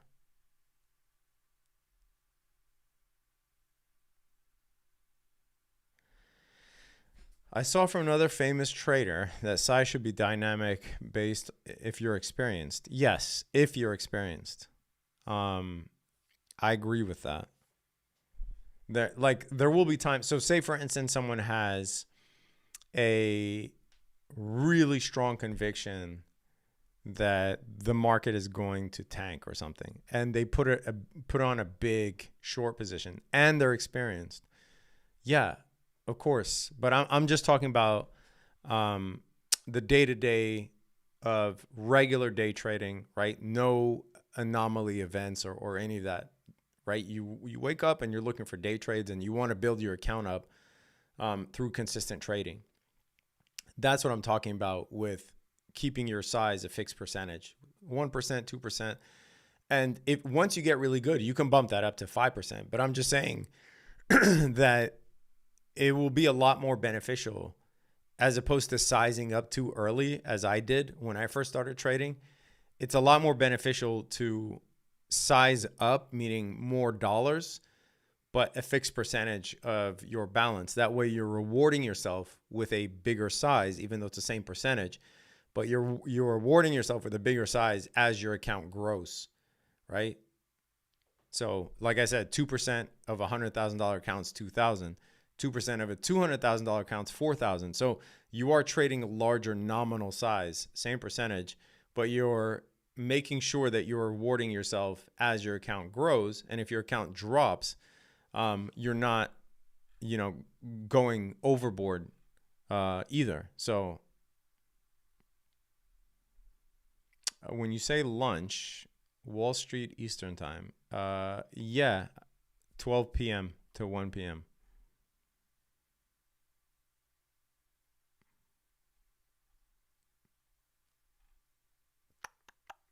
Do you ever trade listening to music? Yes. But the music that I listen to is mostly like soundtracks. I really like things that don't have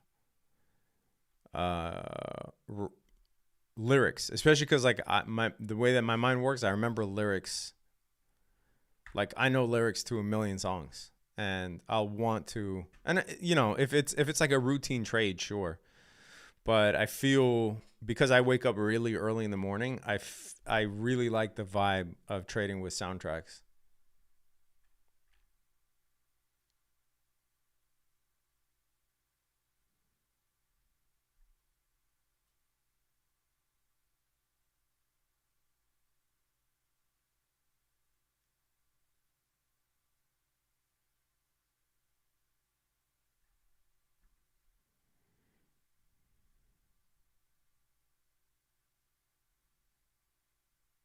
Oof, Joshua dropping truth bombs. What are the bro, I agree with you, Joshua Boyes. What are the transferable skills from tech to trading? Absolutely zero. There is zero. Trading, the closest thing to trading for me is poker and sports. 1000%. The reason I say that is because, say that if you play basketball or soccer, for instance, right?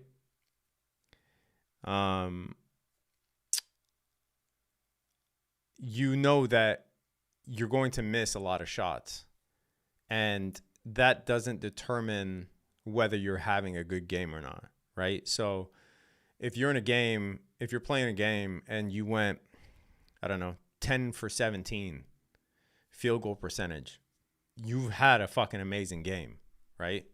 If you shot 4 from 7 from three-pointer, you're having an amazing game. And I think that type of mentality is, people who play sports understand that mentality better than people who haven't. So, you know, or even say you play baseball, right? Like what is a great baseball hitter? Someone who's batting 300 or whatever. So you're exposed to that over and over and over again. And through that exposure, I think you develop a different mindset than the average person. So that, and then poker, obviously, because you are putting up money, you're risking a certain amount of money for a certain outcome. Not like gambling, right? Because you still have a lot of decision making. You can decide whether to check, bet, raise, counter raise, etc. Fold, right? A lot of times you have to fold a hand when you know you're beat and you have a read on your opponent that he or she is not going to fold. That ability to lay down your hand and not tilt. If you haven't played poker, you don't really understand it. If you've played poker, you recognize that tilting in poker and tilting in trading feel very similar. Talk about Apple, stock boy. Shut the fuck up, bro. Thoughts on Netflix. Thoughts and prayers. What platform brokerage do you recommend in your opinion for futures trading? Tradeovate, because it has the lowest margins. When you say 2%, do you mean maximum daily loss? No, I mean per trade.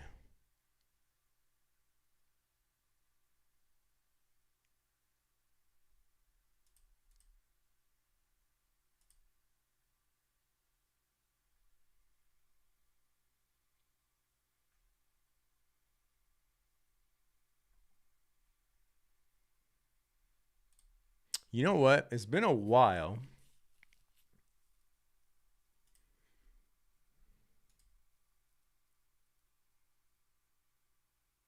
It's been a while since we roasted someone here.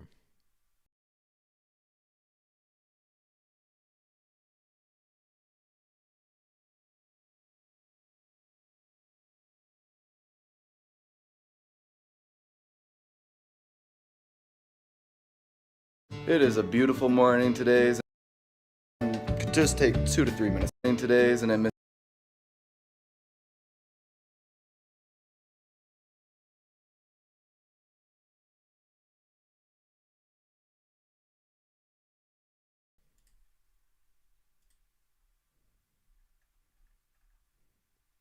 Tommy Salami, talk about Apple, stock boy.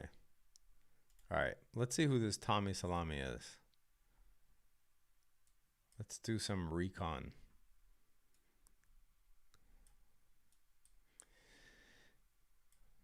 Oh, Tommy Salami has a YouTube channel. All right, 44 views. I'm about to be your 45th view. And then add like another 1,000 on top of that. Let's see what this guy's about. it is a beautiful morning today, isn't it, Miss Haggerty? Yep, it is. I'm gonna be showing you guys how to cook some of Tommy's finest eggs there are on the fucking planet. And here we go. First, what you're gonna need is Bro, who's this for? Who did you make this for? Your fridge. Secondly, I like to go with butter. Get a little bit of butter out of your fridge, and ingredients for the scrambled eggs. These are looking pretty dandy. Now, in the middle of the cooking, I like to just go ahead and nice. Yeah, let's fucking shut that off, right? Dude, who is this for? Take this over. Have it, my.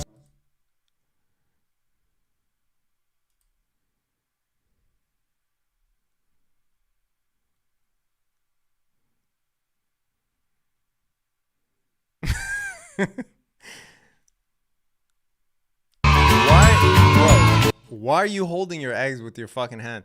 You were gonna try to order me around, and you fucking pick up. You called this scrambled eggs, by the way. This is some ghetto ass omelet here with nothing inside it. This dude right here, Tommy Salami. You didn't even put salami in your eggs, and your name is fucking Tommy Salami. What is this for? Who's this for? I just gave you one more view. This was my high school project. What fucking high school? Bro, if this was my high school project, my dad would have pulled me out of school. That's what you're doing in high school? Showing people how to cook nasty ass eggs with your GoPro? The fuck? Tommy Salami. Motherfucker didn't even put no salami on his eggs. You're betraying your namesake.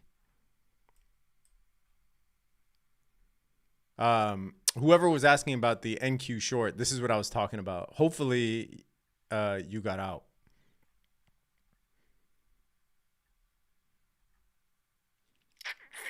What percentage do you get correct when you sell cash secure puts?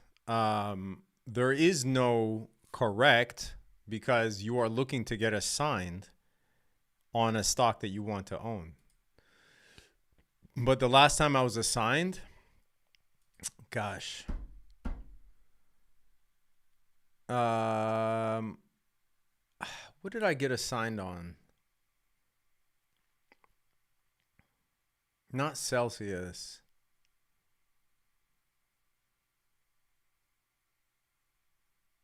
Not Robin. I can't remember, but it was months ago. Yeah.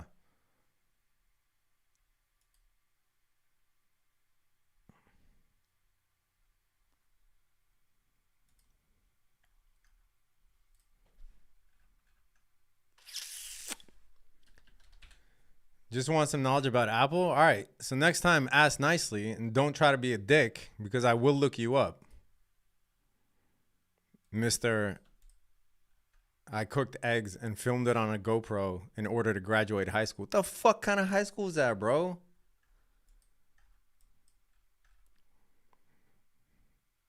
Yeah, as I said, oh, well, you're not in the Discord. But as I said in the Discord, Apple has never bottomed on the day of its event. So I'm waiting to see if we can clear below that low on Apple. There is a major level here, right? You can see if you look at this, right? Low, low, highs, low. Clearly, this is a level right here, right? And if you can't see it,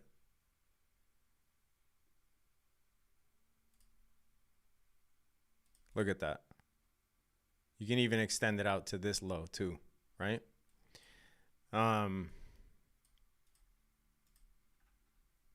So off of that level at around 223, I think there's a potential long on Apple. But typically it has weakness in September. And I think when I looked it up last time, 75% of the time it drops on the day of the iPhone announcement. So that's what I'm looking at. NVIDIA, that was the last one I got assigned on, Alex? Maybe. Hymns. That's right, Ian. Hymns. Yeah. Do you use Season X? I don't know what that is.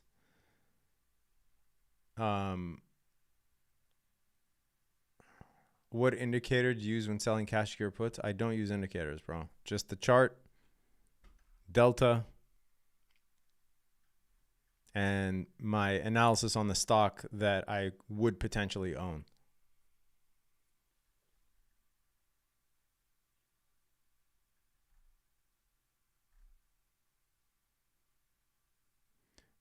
No salt, no pepper, no Lowry's, nothing. Coop, you know what I was thinking, Coop.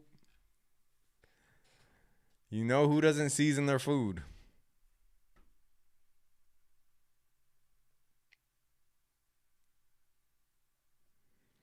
I see there's a gap down below in Apple. How often do gaps get closed? Well, Devin, this is a great exercise for you. How about after the stream, you pull up Apple's chart and figure out how often do gaps get filled? Did you look at gold yet, bro? Yeah, I almost took an L trading gold today. But I'm waiting for, as I said earlier, I'm waiting for gold to fill the entirety of the regular trading hours gap. So this is the close from 4 p.m. yesterday and the open from 9:30. This gap is called the RTH gap, or regular trading hours, right? So I'm waiting for this to get filled before looking at a potential short on gold. But I tend not to trade gold in the PM session because it gets very slow. But yeah. What type of strategy you use? Liquidity. When your CSP's breached near expiration, do you typically roll or take assignment? Depends on the stock. If I really want it, I'll take assignment.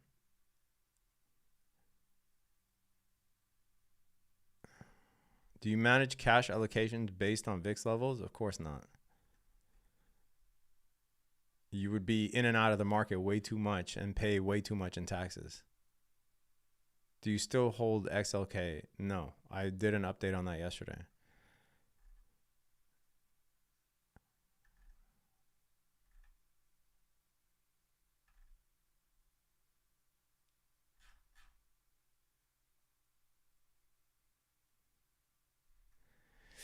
All right, guys. Fantastic stream. 2 wins, about $2,000 per contract total. Rewind the tape if you want to see the trades and you want to see the 2 trades on gold that I broke even on. You can see how I managed that as well. I think there's value in that. I appreciate you. If you want to trade live with me every day, link is in the description below. You mentioned liquidity. Can you explain what it is for a beginner? I don't really have time right now, but you can look up on YouTube. I do have a free course on liquidity. For those of you that want to join, welcome, and I'll be happy to have you. Otherwise, for the rest of y'all, catch me on YouTube.